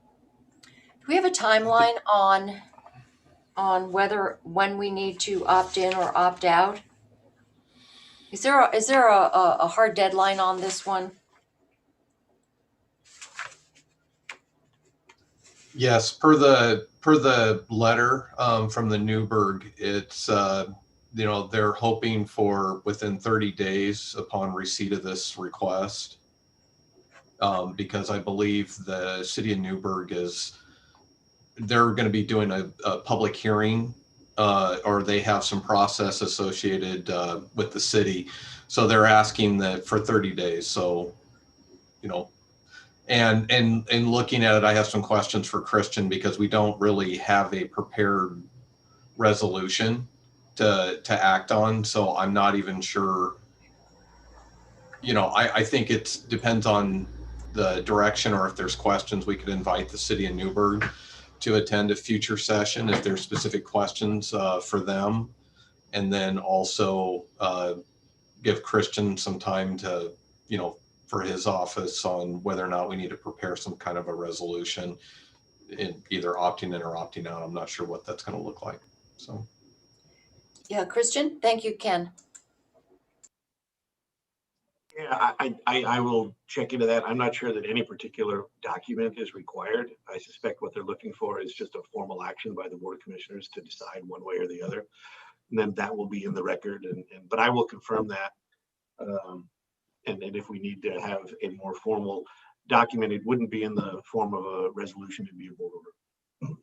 And it might be both a board order and a resolution if the statute specifically says by resolution. We sometimes include both of those terms. Thank you, Christian. Commissioner Bershauer. Thank you, Chair. I think it says April 8th is their first public hearing. Planning Commission will conduct a public hearing on April 8th. Sorry, did I say the first? It's April 8th. So I would agree. I think it would be nice to hear from the city, or at least the planning department, and get some answers to our questions before then. Chair. And if I could clarify, what I'm referring to is down in the letter, second to last paragraph, that it says they're asking for the governing body to adopt and return formal documentation to the city within 30 days after they receive the date of this letter. And that could be on action list, unless there's another specific form required. Okay, thank you. What is the actual? Okay, all right. Thank you, Ken. Commissioner Kula. Chair, thank you. Do you recall, Chair Starrett, maybe it has it in the document, the date of the presentation to us? Oh, the date of the presentation. I don't know. November 5th. Commissioner Kula and Chair Starrett, I think it's November 5th of last year. That's right. I thought I saw that in there. Okay, great. That presentation was, I thought, very thorough. I'm coming into this with that presentation and the questions that we asked there. At this point, a couple of thoughts. First, my recollection is that I want to say his name is Leonard, Keith Leonard. He is, I believe you asked him, but maybe it was somebody else. How big of a difference will this be? How much will this move the needle in getting people to develop properties downtown that are residential or in this district? And his comment was that it's not going to be the deal breaker or deal maker, but that it's another tool to encourage development of residential, locations downtown or in this core. And while I know that that's not real compelling, I do know that the city has expressed repeatedly that they want more people living downtown or in this core that includes downtown. But to Assessor's comment, my recollection is that they don't actually have a lot of properties that really meet the eligibility requirements of being able to redevelop in this manner, unless they tore down something and rebuilt. And that the planners weren't really, they didn't think that that was going to happen just because of this vertical housing. But considering the city council and the people in Newburgh have expressed desire to have more people downtown, and hearing from Assessor Wharf that the more jurisdictions, the more taxing districts that opt in, the easier it will be for him. Although actually, I think what he said was if they all opt in, it'll be easier than if one or two opt out. While I'm happy to have us have more time, I just want to put my position out there that I'm ready for us to opt in, given the time constraints. We do have time to have further discussion, or if Commissioner Berschauer wants to watch the previous presentation, I thought it was helpful. I was also at, and I'm sorry, Commissioner Berschauer, I was trying to recall, I know I was at 2, and I couldn't remember. I was like, well, wasn't she at one of them? But it was at the Soil Water Conservation District, because they're also a taxing district. And for them, the difference was very, very small. A 3-story project or three new stories of residential that might change theirs, $14 or $15 a year. So it sounded like that was fairly compelling for them, that this was something that was going to add to the assessed value over time, but then in the meantime, it would be a smaller amount. So from my perspective, I'm happy to wait so that we have more information. I'm also happy to put my position on the record that I'm ready for us to opt in. Thank you. If others are ready for that. And then it looks like Assessor Work has a comment too. Yes, thank you, Commissioner. Yes, Derek. Thank you, Chair. Thank you, Commissioner Kula. If I could, I've gone through that presentation, and I think it might be prudent to just share my screen, give you the variables in this estimate of tax expenditure so that you understand where people are making their guesses as to what the impact is going to be. And from that, you can draw your own conclusions. You could go to industry participants if you know some real estate brokers or some construction folks and say, hey, does this building number seem right if we were to add this 5-story, commercial building? And they may just be able to say that's crazy or that's good, that's something. I could do that, but that's not what I really was looking to present today. But I want to share with you. I'm going to need Carrie to allow me to share my screen, or I guess I could have her pull it up maybe.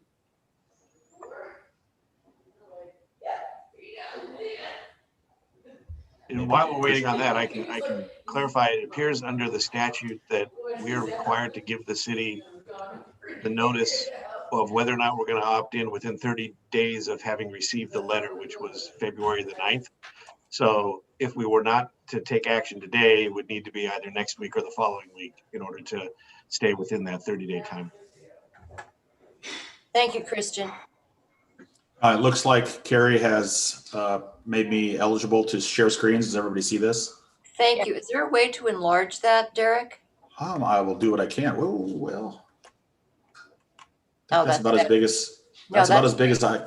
Okay, so starting with the taxing districts affected, there's been a little bit of talk about who's in, who's out.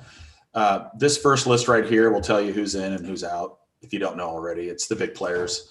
The county, the extension service, soil water, school district, library, city, TVF&R, their option, Parks and Rec, and PCC. So those are the players that would be in this footprint that would either all collectively opt in and it would be relatively easy to administer, or any one opting out would create another layer of administrative issues. And we can handle both. Don't let that be the guiding decision there, but just be aware of it as you make that decision. The other thing is, I'm going to scroll over to this side. They're going to talk a little bit about some numbers that I think we've got to be mindful of.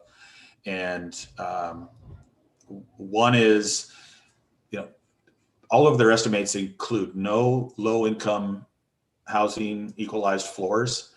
If one of the projects comes up with a low-income component, then the land, in addition to the improvements, has the potential to be exempt.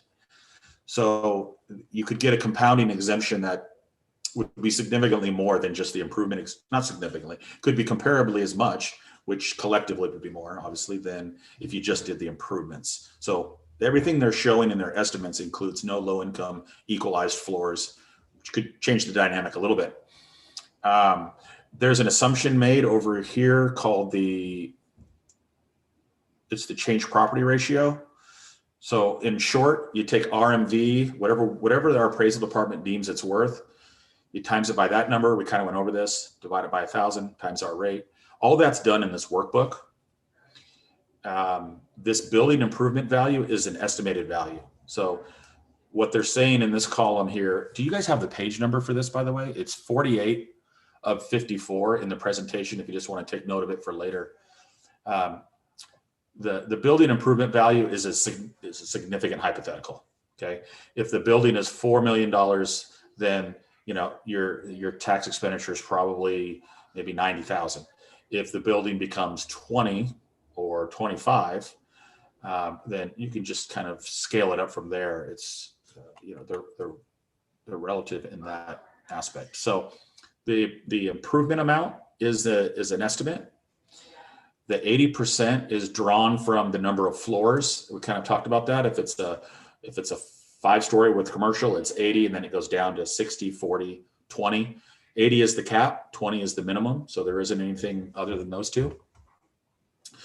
Land value is not included in the abatement unless an exemption for low-income housing comes into play. And then when you get farther down here, they give you a number.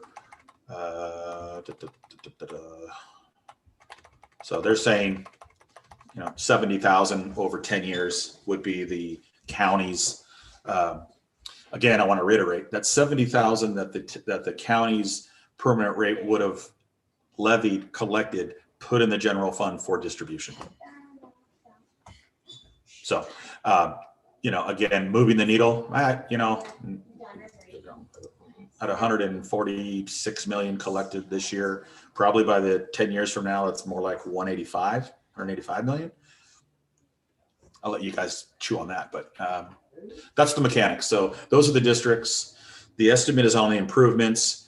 The exemption portion is based on floors, and you could follow the spreadsheet to the math to play with the numbers a little bit if you wanted to see what different levels of improvements might do. Commissioner Bershauer, thank you, Derek. Mm-hmm. Thanks, Derek. As we mentioned on the phone, and it's kind of stuck with me, this is also, it's not just a financial decision, it's also a policy decision, because what frustrates me is that the whole point of, and the whole push behind this is to bring in more affordable housing, right? So you're going to have that push for low income housing, to be included, which would increase the abatement.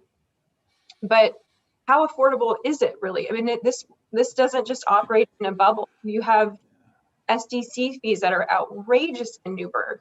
So how does the SDC issue come into play with some of these developments? And, you know, how affordable is it going to be? We have the rents downtown right now are astronomical. And I get it. There's a shortage of office space, especially for, you know, smaller folks that are not retail, and definitely a shortage of housing. But how is this realistically going to play out? Because that's a significant chunk of money that you're telling developers they don't have to pay for the next 10 years. You know, for me, it's the policy push behind it that doesn't actually play out. I haven't seen it play out. And I lived in Wilsonville, I lived in an urban renewal zone, I lived in Bellevue, and none of it actually played out into creating more affordable housing. And the developers walked away with some pretty big, you know, tax breaks. So that's my concern going forward. And when you look at the waterfront urban renewal district, it's going to have a significantly larger impact than this. So, you know, maybe that's something that we decide we're going to be a little bit more involved in the conversation, but it's not just a financial thing. It's the impact of when you create these things, what's the purpose behind it? The purpose is to have more affordable housing and to increase the property tax revenue and all that, those kinds of things. Is that actually what's happening? And I'm not sure we're getting there. Thank you, Commissioner. Commissioner Kula.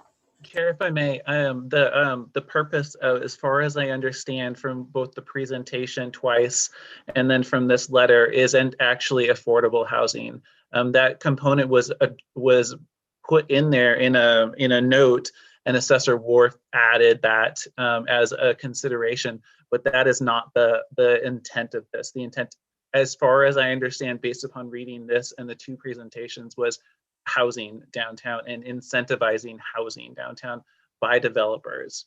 Now, whether it does or not, the planner said that it's just going to be one more tool in the toolbox of incentivizing housing, not necessarily affordable housing. The city council and people in Newburgh expressed that they wanted housing downtown. So you're right, it is a policy question. I don't believe it's an affordable housing policy question, though. Well, and thank you, Commissioner. I think really what we talk about when we talk about affordable housing is the lack of inventory makes housing unaffordable. So perhaps if there's more inventory, then we're going to see less of an increase in rents, for instance. But what I would like to know is to make sure that, hate to use this word, but equitable, who is opting in and who is opting out, so that the county isn't stepping up and saying, okay, you know, we'll take the hit. 15-17% is still 15-17%, but is CPRD opting out? Are the schools opting out? Who are we to say, you know, you're more important, you need your funding, you shouldn't opt out, you cannot opt, you don't have to opt out. I just want to make sure that we're looking at who's opting in and who's opting out. If we're the first ones at the party saying, well, we'll take the hit, think about the administrative burden, and they're not addressing that because that's our job. And that comes out of our our personnel and our staff having to do this. So I just wanted to maybe take a look at who is opting in, who's opting out, what it's going to cost us, and factor that into our consideration, because I don't think there's anything wrong with incentivizing more housing in an area where there's really nothing going on and increasing that there. But let's take a look at what this means going down the road and what it means for the man in the middle here, and that's Derek Wharf. Commissioner Bursch. Thank you, Chair. Yeah, I agree. I would like the opportunity to ask the City of Newburgh or the Planning Department or whoever can attend next week some of these questions, because my biggest issue right now is just the SDC fees. How does this play into? They're still going to have an enormous burden to just to be able to develop that off the bat, and maybe the tax abatement is worth it in the long run for them, but where are they at with that? Because I think the public expects to have affordable housing. If we're going to build housing units, I think the public in general expects that they should be affordable, not $5,000 a month condos in downtown Newburgh. So I just want to make sure we're kind of on the same page with the purpose of this. So I would appreciate the opportunity to ask them some questions. Right, and the other thing is if you just look at Parks SDCs in Newburgh, for a multifamily home, it's almost $7,000. And we talked about this at one of the meetings, and we had a number of apartment developers who came and wanted to build multifamily housing, and they took a look at when CPRD raised their CSDs. They literally got up and left, and they said, "We're going to build in Troutdale. We can't afford this here." And I thought, wow, we just watched some housing walk out the door. So I want to be really clear that we're doing this and everybody's going to take a hit and not just the county. So I agree that maybe more of a discussion, and maybe this will encourage others to, to also say, okay, then we're all going to come to the table and we're all going to take a collective hit, not just the county. Commissioner, if I may, because Derek's list reminded me, and I haven't seen the actual request, but I believe the board is going to be discussing this twice, because you also wear the hat as the Extension Service Board of Directors, and I believe the Extension Service Board of Directors will also have to make that decision to opt in or opt out. So just wanted to highlight that the decision will be before you twice. But we'll be noticing that other board of directors, that'll be in a different format. Gee, thanks, Ken. Well, Derek, did you want to say, yes, go ahead, Derek. I just have one more comment I'd like to make, and that's to share in what you've mentioned. Our office gets calls from prospective builders, asking about mitigation opportunities for SDC charges in Newburgh. I get it all the time. They look at McMinnville, they look at Newburgh, they can't understand, and I have to send them to different websites and say it's out of my control. So it could be maybe just coincidence. I don't really believe in those, but the timing of pushing development and allowing this abatement, maybe the two are intended to work together to soften the blow of what developers are going through for City of Newburgh. I don't know. I would think CPRD has about 4 million reasons to opt in between the two beginning balances, but we'll leave it at that. Duly noted, Derek Wharf. Thank you for that. And the comment, we have plenty of money. I don't know. What did you say again? Can I hear that? Oh, yeah. Thank you. Yeah, I mean, it's significant. It really does. It causes people to decide to build elsewhere. And then in Newburgh, it's like, where's anybody going to live? So Derek, would you be able to join us next week? And perhaps we can just kick this around a little bit more. Does that sound okay? This is one of those decisions where it's going to have long-term impacts and you want to make the right decision. So I've got a foot in each camp. Kind of reminds me of the Riverbend decision the day before. I had no idea which way I was going to vote. I just couldn't make up my mind. So I'm not there. And so I would welcome more discussion.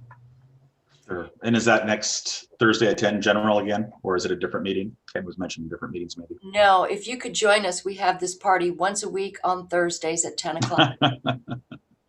Okay. Yeah, no, I'll be available. Carrie will send me the invite. That's completely fine.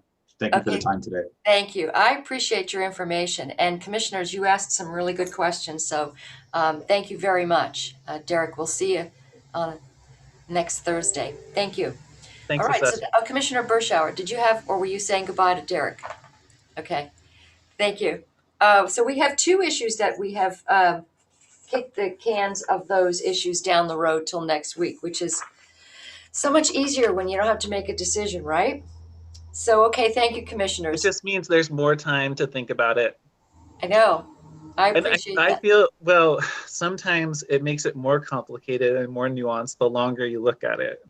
Right, and I agree, but I appreciate everybody comes with. I appreciate the different perspectives, and that makes it for really, really, good discussion. So thank you, commissioners. So we'll move on to the item I2, which is consideration of extending the COVID-19 telecommuting policy per board order 20-104 to expire June 1st, 2021. And I'll let our administrator weigh in first. Thank you, Chair. Just really quickly, again, I know Commissioner Kula and Commissioner Sterrett, you've seen us come before extending these policies, this policy in particular. This was a policy originally that went into effect in March of last year in response to COVID-19 and the various restrictions. We've had this in place since then.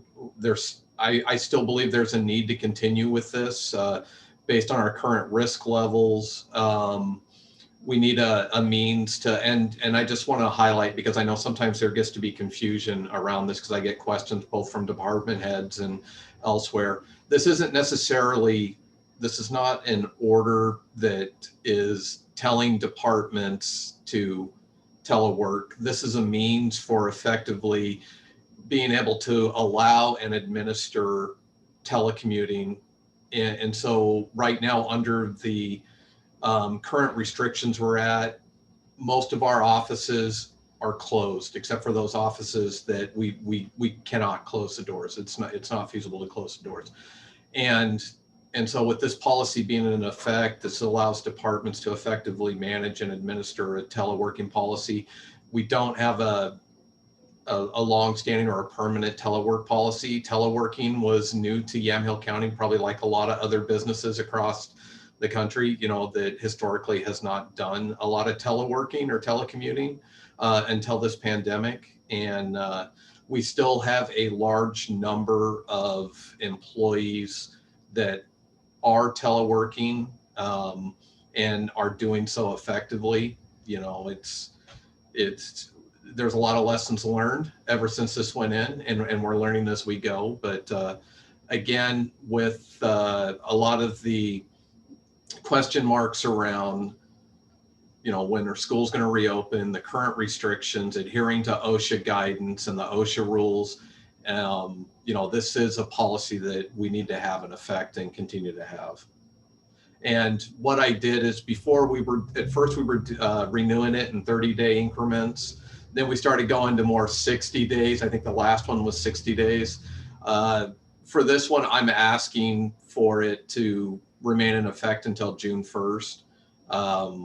So that way we can, you know, don't necessarily have to revisit it every 30 days, but we still have it that it would run until what I proposed, until June 1st, or until the state declared emergency. If for some reason, if that ends up getting, you know, we're no longer in a state of emergency, then we could revisit or pull this policy.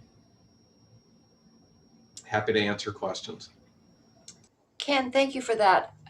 So this is not predicated on a county declaration of emergency, is that right? So we basically can use the state declaration as the basis for, this is why we're instituting this policy. Actually, you're correct. It's not tied to the local emergency. This is actually more tied to the various executive orders and and the OSHA rules and the requirements and the risk level that it's established by the state, and being able to facilitate and accommodate telework and adhere to those state requirements and guidelines that are coming out. And the local declared emergency, you know, is not really related to this, other than the fact that I was able to implement this as a temporary policy.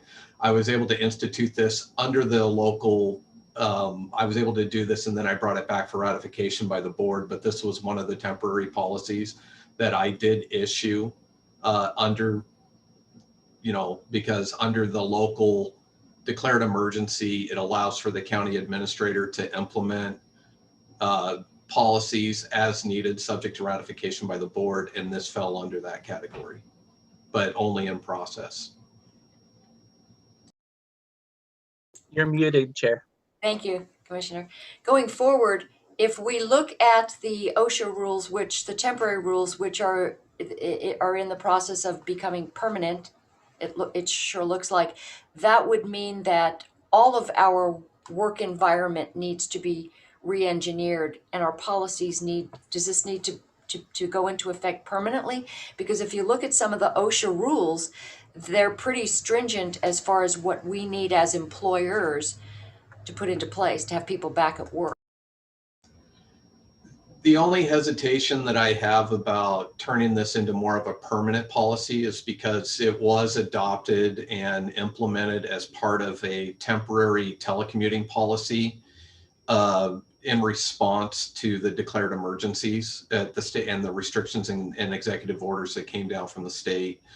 As far as making it a permanent policy, because we did implement it as an emergency and a temporary policy, there's some additional items under collective bargaining that, you know, as far as some of those, even though this policy's been in effect since March, I think there's some boxes that we would have to check in working with all of the labor unions and giving them the opportunity. Anytime we have implement any policy that could have an impact or a change to the working conditions, it could be a mandatory, it could fall under the mandatory subject to bargaining that we would have to give sufficient notice. They would have time to review it and then determine whether or not they want to engage in bargaining over the final language of the policy.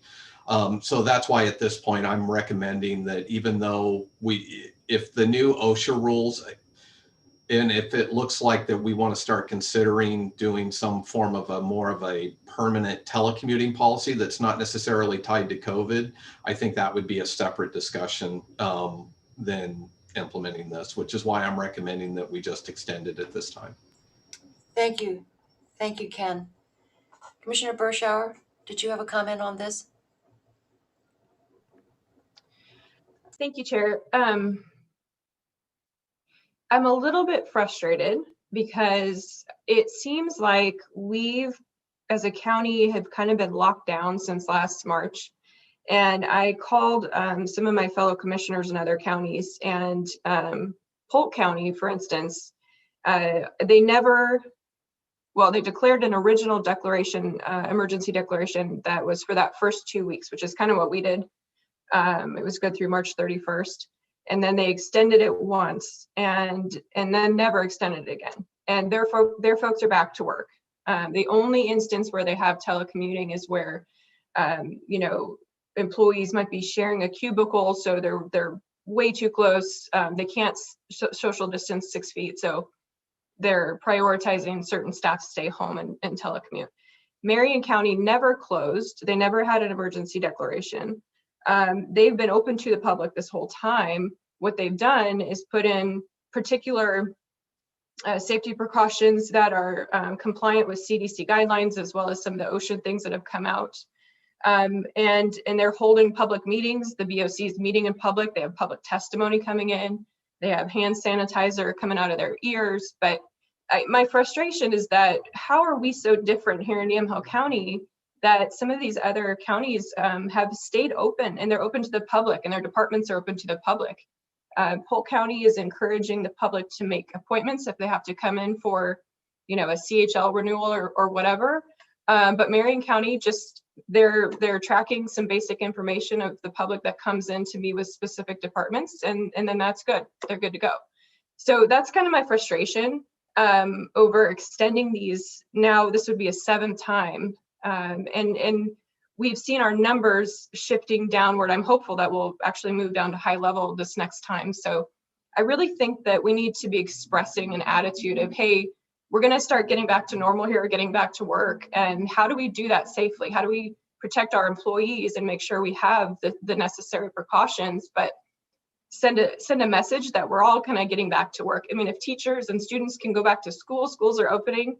Folks have been working since last March in different retail sectors, then there really is no reason why we do need to stay closed. And that's my concern going forward. And I guess I would just, if I may, just kind of clarify on some of the things that we have, is when you look back to March of last year, originally under previous guidelines or metrics that were being applied is, we were in the process of moving to phase 1 and phase 2, and there was the watch list that was under the previous state guidance. And so we were actually transitioning towards where we had more employees that were back in the buildings. We had doors open. We implemented a lot of facilities improvements to the best of our ability, but also recognizing that we also have some physical limitations when it comes to, and it's really hard to speak generally to it because each building and each office, we have limitations where some buildings, it's a little easier for us to make improvements or have folks working within the building. And that's usually where we're seeing fewer instances of teleworking occurring because employees have individual offices, there's barriers in place, but we also have a lot of other offices that in challenges, and especially, if you look at the building we're in here, it has a little bit of both. It has both some challenges and some advantages to it because a lot of us have independent offices, but some of the other historic buildings, there's really a great deal of limitations on being able to maintain that social distancing and kind of keep folks apart. And we've also, so as we've transitioned through, but then once we got into the fall, then they, with the changing of the metrics and the closures and the restrictions, we went into the high risk or the extreme risk category where we're at today. And one of the first things on there is telework, close your offices and telework as much as possible, which we've been trying our best to adhere to and still trying to deliver the services and keep operations moving. And so it's it's a balance because I'm also looking at it from an operational standpoint of kind of weighing the two things that if trying to avoid a potential outbreak within an office or a building, and then that further disrupting services, then if all of a sudden, which, if we have a whole office or a whole division that's now in a 14-day quarantine because of an outbreak, and it's because, we're trying our best to manage it and then adhering to all the other criteria and OSHA guidance and everything else. And this teleworking policy has just enabled us to look at operational considerations and where we can accommodate telework, try to accommodate it to the furthest extent possible that we can, while still trying to maintain operation and services at a level. It does impact, services and operations, and I think everyone is having to learn from this, and it's not perfect, and we're trying our best to adapt to it. But we have been working on facilities as we were going through that phase transition last summer. We were doing a lot of improvement. In fact, when we get into budget and you kind of see things, you're going to see where our facilities maintenance had to essentially take a lot of planned projects and set those off to the side, because really the emphasis has been trying to make all these improvements and get buildings ready to get closer to that reopening. And I still think there's still additional work to be done. We're still trying to get through all the various OSHA rules that are in place and doing the assessments, and which we've been doing on a regular basis, but this has been an ever evolving situation since March.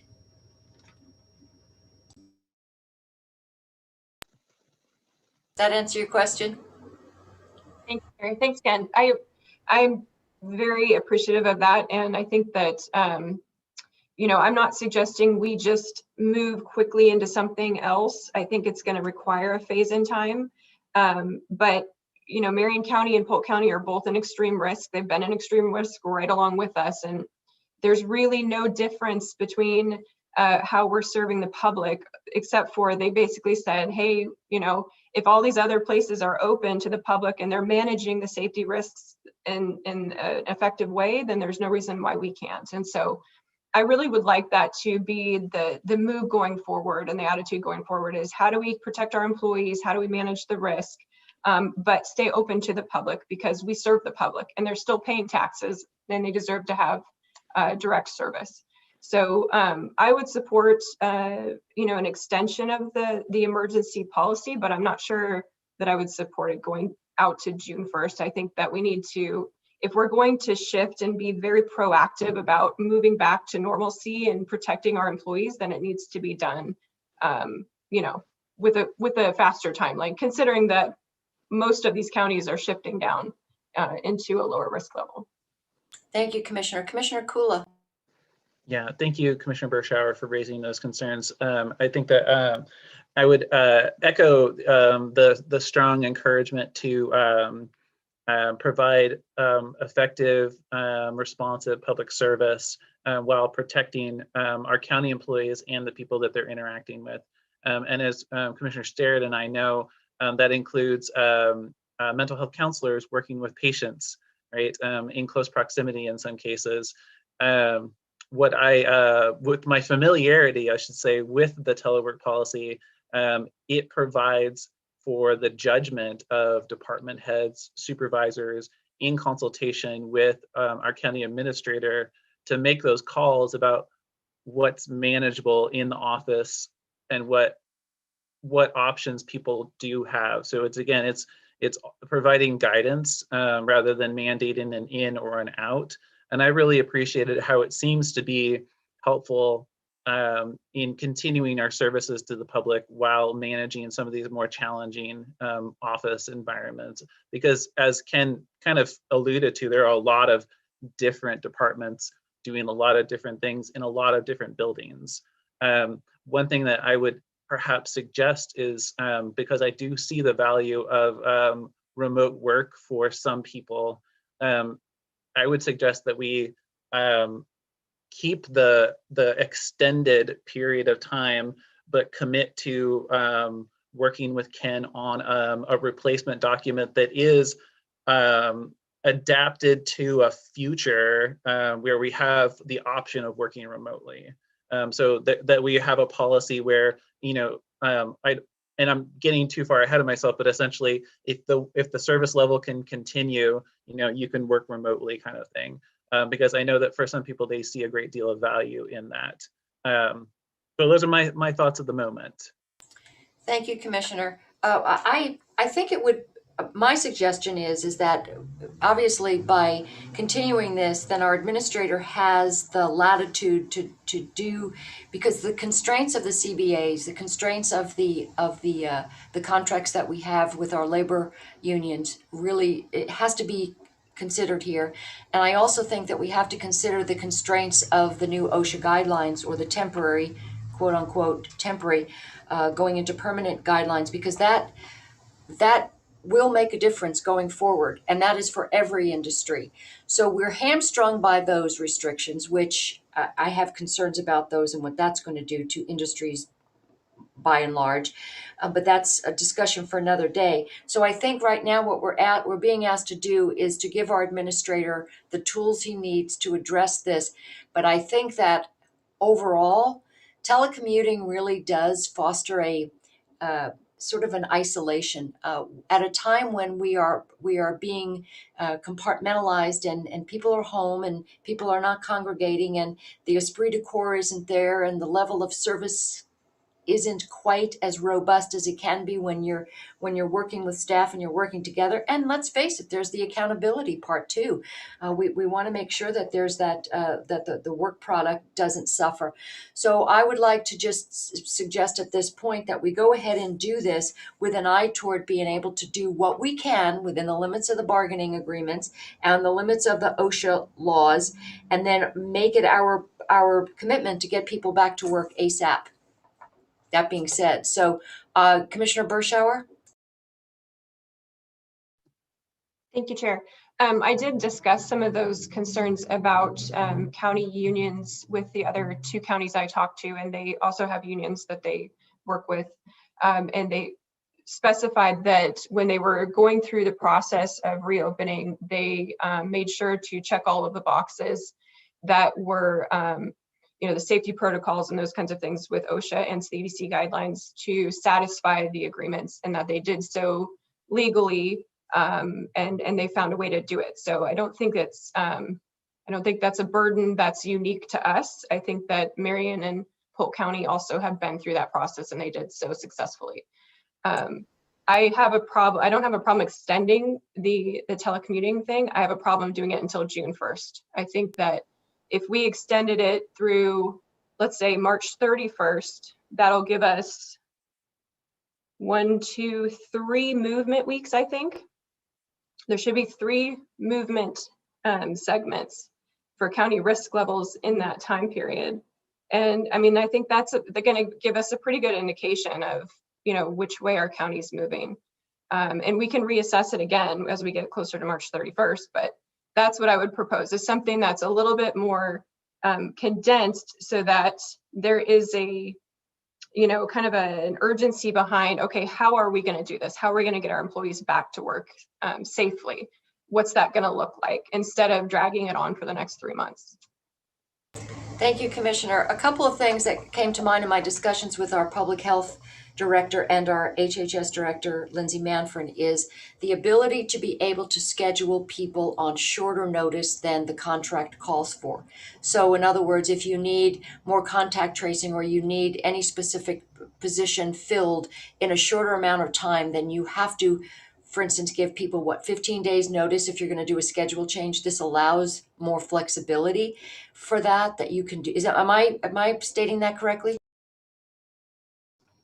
This policy doesn't relate to that. That's the local declared emergency. Okay. Well, I would recommend, but we also still have to live within the constraints of the OSHA regulations. That isn't going to change in a month, unfortunately.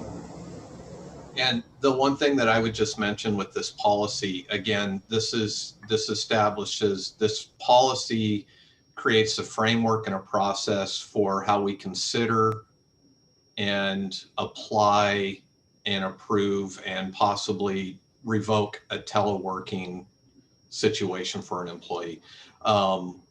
You know, and it empowers the departments and gives them a process on how the requests are handled, what considerations are made. But ultimately, if, as an example, that in 2 weeks, if all of a sudden we're put to the lowest level because numbers or vaccinations or whatever may be, there's a change, and we start transitioning that we need folks back into the buildings and we can start opening doors, this policy does not prevent that from happening. In fact, this policy provides the framework that it makes it conditional, because there's forms and applies that also further establishes this. Hey, this could be revoked at any time, or we operational needs could change and we need you to report to work on Monday. We need you to make arrangements and come in. I just picked a day on Monday. I didn't mean that some kind of notice that we're going to have folks coming back, but just as an example, the policy does have the latitude and the flexibility to make those operational decisions down at the office and division level, that if the teleworking's not working, or if there are services that are not being met or needs not being met, and the teleworking is not working, the manager and the supervisor do have the ability under the policy to notify, and it's like, this needs to change. You know, we either need to adjust this to some type of a flexible schedule where you're teleworking, you know, you're doing intermittent telework, or you're doing full-time telework, or you need to be full-time in the office. So I just want to be clear that that's what this policy is in place for. It's a framework to allow for and accommodate telework, not necessarily require telework or set a standard moving forward. Good clarification. Thank you, Ken. Commissioner Berschauer. Thanks, Ken. I think that if we need to have a discussion about telecommuting and teleworking as more of a permanent solution or option, then we can certainly do that. My issue is, this is in particular a COVID-19 emergency declaration to facilitate teleworking, and I'm just not comfortable extending it out to June 1st. I mean, my school district where we live is already back in in-person school, so it doesn't feel right to me to have this overarching message of, we're still in COVID-19 emergency and we're not coming to work physically. And you know, it doesn't sit well with me. And I think some of the OSHA issues, Chair Starrett, that you brought up, the businesses across all sectors are facing that. It's not just the county.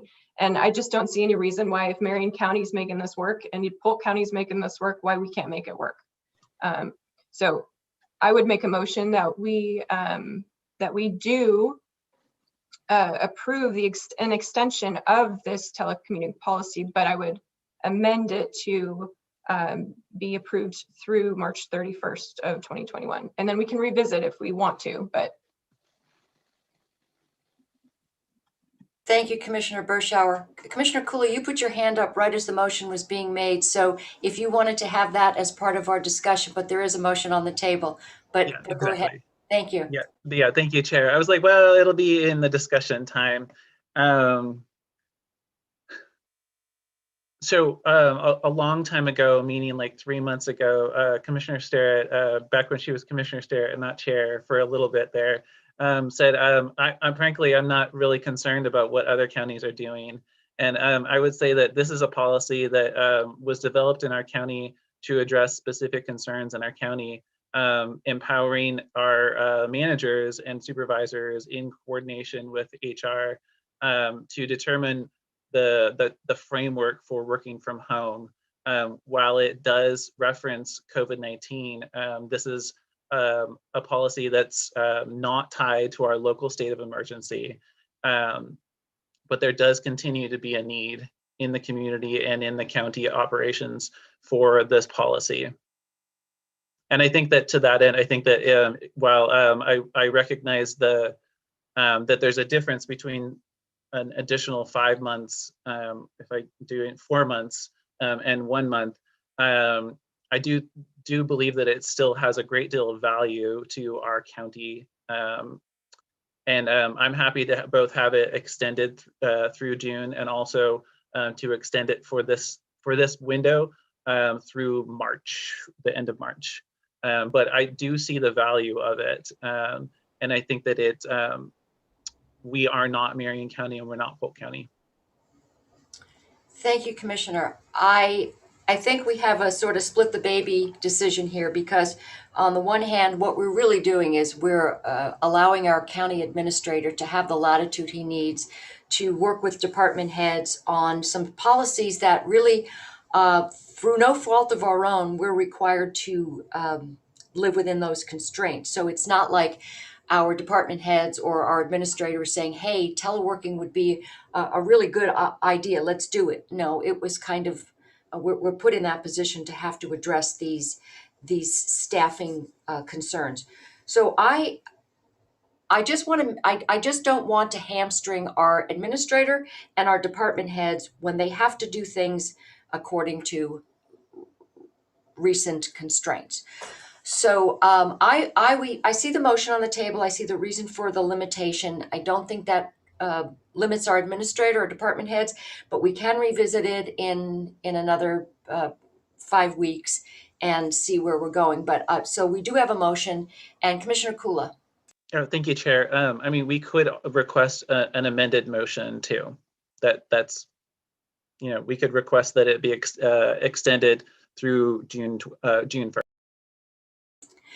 I think this, I would agree that who knows what we're going to need to do going forward, but I think that the sentiment of the motion is, okay, let's start thinking in terms of getting back to work. And I do think it's important for us to look at what other counties are doing. I look at county like Lake County and Morrow County have rescinded their emergency declaration for philosophical reasons, and they have it's different counties. There's 8,000 people in Lake County.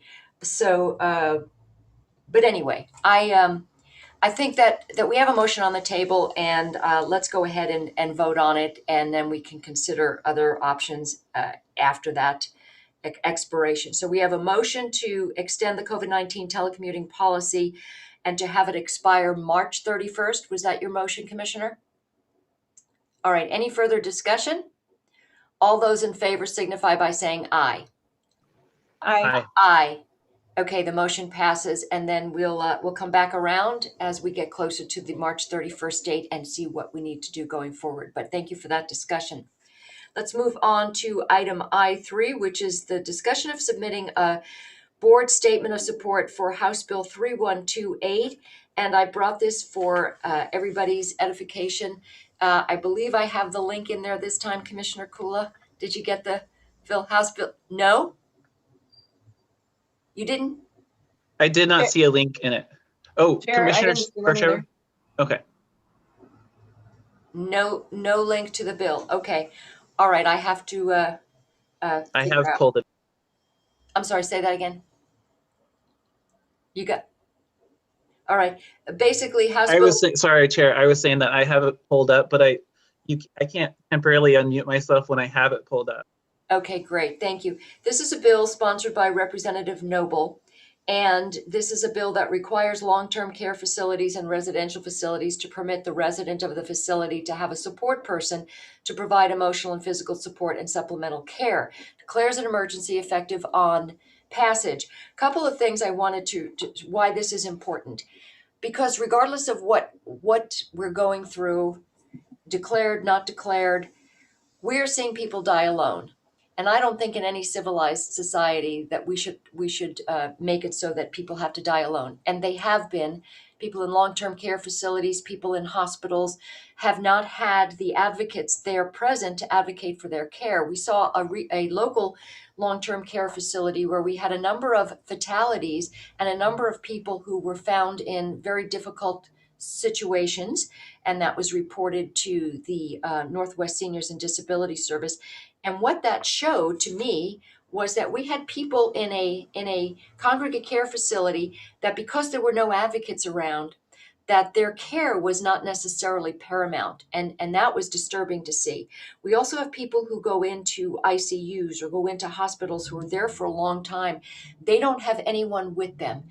And so at their end of life, they have no one to be with them. And that is an extremely painful situation. So I think that based on that, it allows there to be eyes on for advocates, and that it allows to have the compassion of people who are facing the end of life. This does make a requirement that they have testing, that they have very strict preventions for potential spread of infection, and that they limit it. So it's not like 10 family members can come in. You can just have a number of people coming to advocate. So that's why I think this bill is really important. Commissioner Kula? Yes, thank you, Chair. I was reading through it, and I see that it's at the request of somebody who had a really awful experience with a care facility. So I think that should also just, a little note in there that this is coming from a place of a personal experience. And you and I both separately tried to connect and figure out how to get this person connected with their parent. I actually don't know kind of the end story of this, but I do see the value in it. Do you know, sometimes when we have bills presented and we only hear one perspective, it sounds really, really valuable. Are there other, and I'm not saying like opposed support, but are there other perspectives on this bill that you know about, Chair? I haven't seen any. I've just seen the pretty strict limitations on the number of support people allowed. That gave me a measure of comfort that this wasn't going to be this sort of a wild hordes of people coming in, and that there were very strict provisions for that. I think that was what they tried to do to mitigate any concerns. But I think that should this come up for a hearing, that we'd be able to hear those and perhaps address them in amendments. Commissioner? Just as a follow-up then, thank you. Yeah, I think that the list of requirements gives me some level of comfort. So I would say that I would support, one of your simple, I like that idea of just the real simple statements. And then we can watch, I will try to watch and listen. Internet has been challenging lately. Side note, it was probably a good call it would have been a good call to extend the pause on the legislature, but on the session. But I would support for now a real simple one, and then I'll watch the testimony on it. Right. So thank you for that, Commissioner. So if this were to be approved, I would simply make a statement that I would enter into OLIS saying that the Yamhill County Board of Commissioners supports House Bill 3128 and leave it there. Commissioner Bershauer, any comments? Thank you, Chair. I am in support of this bill. I think we all have had our own unique experiences since last March, but I lost my grandfather last year. He was in a home. And unfortunately, my grandmother was the only one allowed to see him, but it was towards the last couple of days of his life. So very, very frustrating. And this is not a unique experience to my family. You know, we're seeing kind of the reports that are now coming out of New York, and it's horrifying. And I'm not sure people really understood the limitations of having your loved ones in a facility like that when something like this happens. I certainly didn't. So, you know, this is something that I sort of equate to, it's almost like parental rights. It's, you know, family rights over your loved ones and being able to have access to them. My grandfather just had my other grandfather just had surgery a couple weeks ago, and we had to rely on a social worker to essentially advocate for him and give us updates as to how he was doing. No one can see him. So it's very unsettling. And I support, you know, any effort that would allow access to our loved ones. So thank you for bringing this forward. Thank you, Commissioner. So I will make a motion that the Board of Commissioners will submit a statement in support of House Bill 3128. Any further discussion? Hearing none, all those in favor signify by saying aye. Aye. Motion passes, and thank you for that discussion. I appreciate it. On to item I4, which is the discussion of submitting a letter of support for House Bill 663. We brought this back this week to have more discussion about it. And I think that while this bill is not perfect, one of the components of it that I think is really important is that the Department of Human Services is not disclosing records unless there is a founded abuse case. Because if there is an unfounded, it winds up going into people's records. I've had people contact me and say, I'm trying to get a job. I can't get a job because as a foster parent, I have an unfounded claim and nobody bothered to find out what the real story was, but that's going to be on my record and I can't get a job. So I think that this is the intent of this is good. And I also like the parts where it prohibits the department from administering medication or any kinds of interventions if a child is under 14 without the consent of a custodial parent. This has been a big issue in the child welfare realm. So that's just why I believe that this is a bill worthy of support. Commissioner Kula. Thank you, Chair. Some of the things, you know, I'm not an expert in this area, and so sometimes I simply hesitate to even weigh in on something that I'm not an expert in. So some of that said, some of the things seem very worthy of support, and then other things give me some level of concern. You know, and just off the top of my head, right, one would be that you can't give them any medication unless you have the consent when they're in protective custody, unless you have the consent of the parent. And that's a recipe for disaster, honestly. You know, do you understand what I'm saying is that there are situations like what, you know, we had power outages and cell phone service. So the thing is that I don't know what the situation is now because it's not replacing text. Do you know what I mean? How when there's a boldface and you see the original text and then you see the new text. I don't know what I don't know what the current situation is. So if we could get more information upon some of the current situations here, I would be happy to support it. But in the case where, you know, there's very clear things that seem very concerning to me, just as an uninformed reader, I hesitate, not because some of the things are, I clearly support some of the things that are in the statement, but there are other things in it that I would be uncomfortable without more information. Thank you, Commissioner. I think the provisions are made for if a parent or legal guardian is unavailable, then juvenile court would be the next step. And the reason why I think this is important is because we have seen on a number of cases that have come to our attention is that a child is given a whole series of vaccinations without there having been any kind of documentation checked. So they've been over-vaccinated. They've been given, for instance, psychiatric medication without any kind of a consent from a parent. And those are serious when you sort of start layering those interventions. So I know that's been a concern within the child welfare community, and I think this is trying to mitigate for that. Again, the bill is not perfect, but I do believe that it is some of these are significant issues that have been kicking around the child welfare community for a really long time. So, Commissioner Kula? Yeah, thank you for that. I apologize. Sometimes when you see the ands or the ors and then it goes on. So I guess in the case of the juvenile court, do you know how fast somebody gets the consent of the juvenile court? Well, I know in past experiences with other cases, these are immediate. So in other words, when you're dealing with child welfare, there's somebody who is there immediately. When you're dealing with the court needing, so for instance, what they would do is to get the consent of the court in order to remove a child, unless there's an emergency right there. So I do think that there are some safeguards in place for there to be not just one person who doesn't pick up their phone and the kid doesn't get his medication. So yeah, That's what I was worried about. Okay, that's good to know. Then with that on its surface, I would consider adding my name to a letter of support. But I apologize. I intended to reach out to some people with the weather of the ice storm. It really threw me off.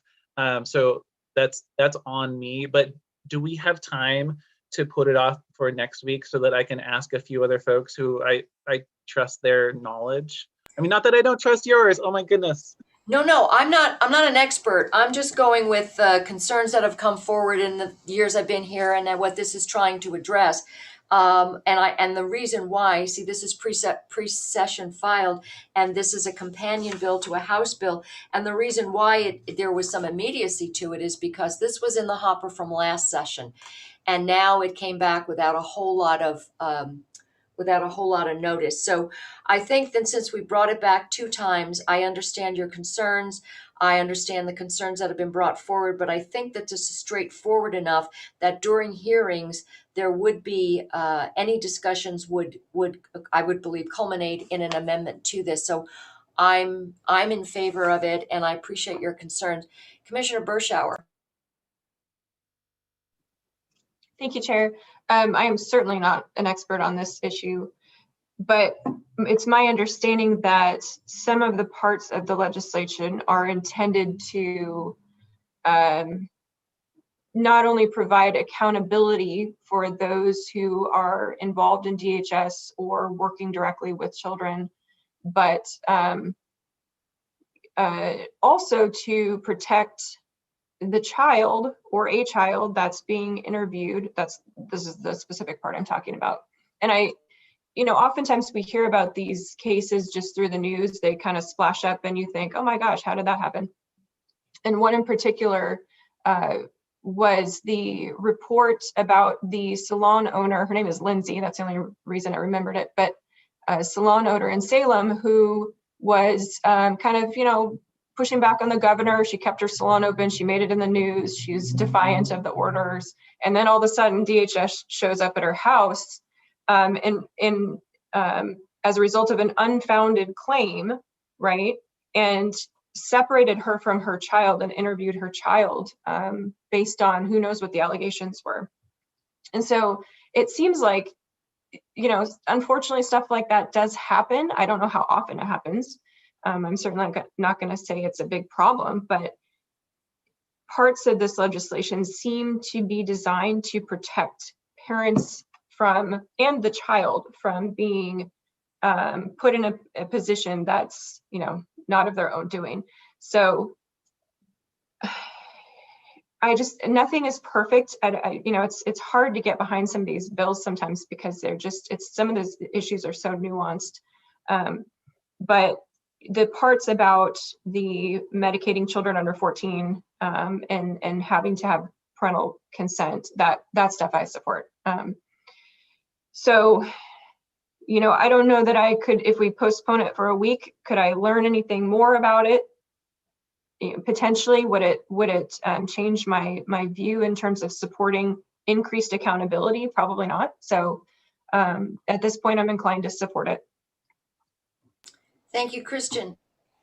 Yeah, I took a couple of points of clarification, Madam Chair. I think you already started to address this. This is actually, it's in the agenda as House Bill 663. It's actually Senate Bill 663.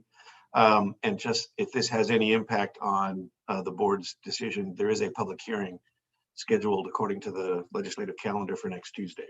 If you want to try and get your communication back in time for it to be considered at the hearing, just putting that out there.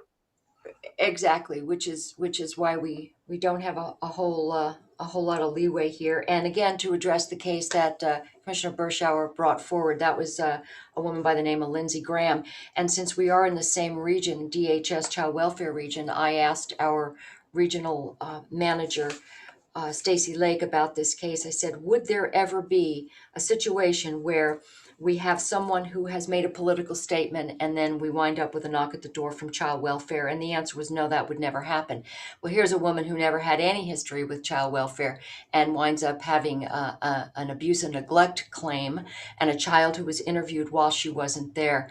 Again, in the issues that I have had with child welfare, it comes down to accountability for the agency, which is what Dennis Richardson's audit showed. We need accountability for the agency, and we need parental rights guaranteed and safeguarded. And I think this is an effort to do that, and I'm in support of it. So I would ask that we go ahead and determine whether or not we're all, as a board, on board with supporting this. So Commissioner Kula, is that something you can do at this point? Yeah, thank you. I'm hesitant to sign on to a letter of support right now, just because I know that these are very complicated issues, and in reading it, I want to make sure that I'm hearing from other folks on it, not like calling up DHS and being like, what do you think about this? Because that's not what I mean. But I do know folks in the child welfare advocacy world, and specifically attorneys. And I would love I've reached out to them. I haven't heard back, but I want to make sure that I hear their thoughts before I sign on, because it's almost entirely because it's not an area that is the way that you say wheelhouse. And so what I will do is, if I hear back from them in time for the hearing, I'll just submit some evidence. If you want to put a note of support in it, now I'll just hold off. It sounds funny to vote no on something, but I do want to wait. Understood. And I completely understand that. There's so many nuances to this bill, but in any event, what we'll go ahead and do is, I will just say at this point, rather than a motion, that we go ahead and individually, if Commissioner Berschauer, if you're interested in supporting this, I know I'm interested in listing this on OLIS, so I'm going to go ahead and do that, and we won't consider a vote. So if that's okay procedurally, Christian, is that okay? All right, so then I appreciate the discussion, and I am going to make sure that Commissioner Berschauer. I got a note that there is also House Bill 2751, and it's essentially the same bill. Correct. So you might consider submitting to both chambers. Right, they're the same bill. So that's why I said we had sort of the dueling bills from last session. So yes, thank you. 2761. 2751. 51. Okay, thank you. And I really appreciate you respecting my kind of like hesitancy and need to get a little bit more information. No, not a problem, but thank you for that. This is important stuff. All right, so we have no public hearings, and do we have any announcements? Doesn't look like we have any announcements. Oh, yep, we have one announcement. Oh, we have two announcements. If I may, I just wanted to, if I may, I just wanted to remind the board that we were scheduled to have an executive session immediately after this meeting. We had it noticed for 11. And so I just wanted to put that out there before we get too far into announcements, because Lindsay is joining us. Lindsay Manfred's going to be joining us, and we're running up against another scheduling conflict that she has. So I just hoping we can get into the executive session as soon as we can. Right. And Christian, did you want to just remind us that we had that? Is that what you were? That was one of the reminders, but and Ken may have beat me to it because he doesn't want to hear the second reminder, but the board had touched on it a couple of times today. The county-wide emergency declaration is also set to expire at the end of February. We had talked about putting that on as a discussion topic today. We do have another opportunity to discuss next week, but that would be the last meeting in the month of February for the board to act if it chose to extend that or not. And so if there are questions that the board has, it would be best to try and get any of those questions answered between now. If we do decide to schedule that for next Thursday, make sure that your questions are answered before we get into the meeting, so we're not in the middle of a discussion with additional questions that are still unanswered. So that was the only other thing I wanted to say. Right. I would say at this point, since we really need to get Director Manfred on if for the executive session, if we can go ahead and extend the discussion till next week on the extension of the emergency declaration, that would be great. So, all right. So at this point, do we have time to adjourn the meeting and take a 3-minute break and come back and then? And I'll just add that the link for it's a separate meeting link. So if you go into your calendars, the executive session's at a different Zoom link than this meeting. So you'll have to exit out of this and then go into the executive session. All right. Well, thank you all. We'll go ahead and adjourn today's meeting. Commissioner Kula, you look puzzled. Apologies. I just looked at my, it's not in my calendar, but I know that I received. You weren't invited to this. This is just a special party. Well, I mean, 2 makes a party, so I will look. Okay, well, I tell you what, if you can't find it, I don't know that I have it either. But if you don't have it, do you have it, Commissioner Bershauer? Do you see it? Well, let's do this. Let's just adjourn today's meeting. Did you find it? Okay, we have 2 for the party. So let's just take a 5-minute break if we can, and come back, and we'll re-adjourn. We'll go ahead and open our executive session. But thank you all, and thank you, Carrie and Carolina, and thank you, Lindsay, for standing by, and we'll be right back. Thank you. Thank you.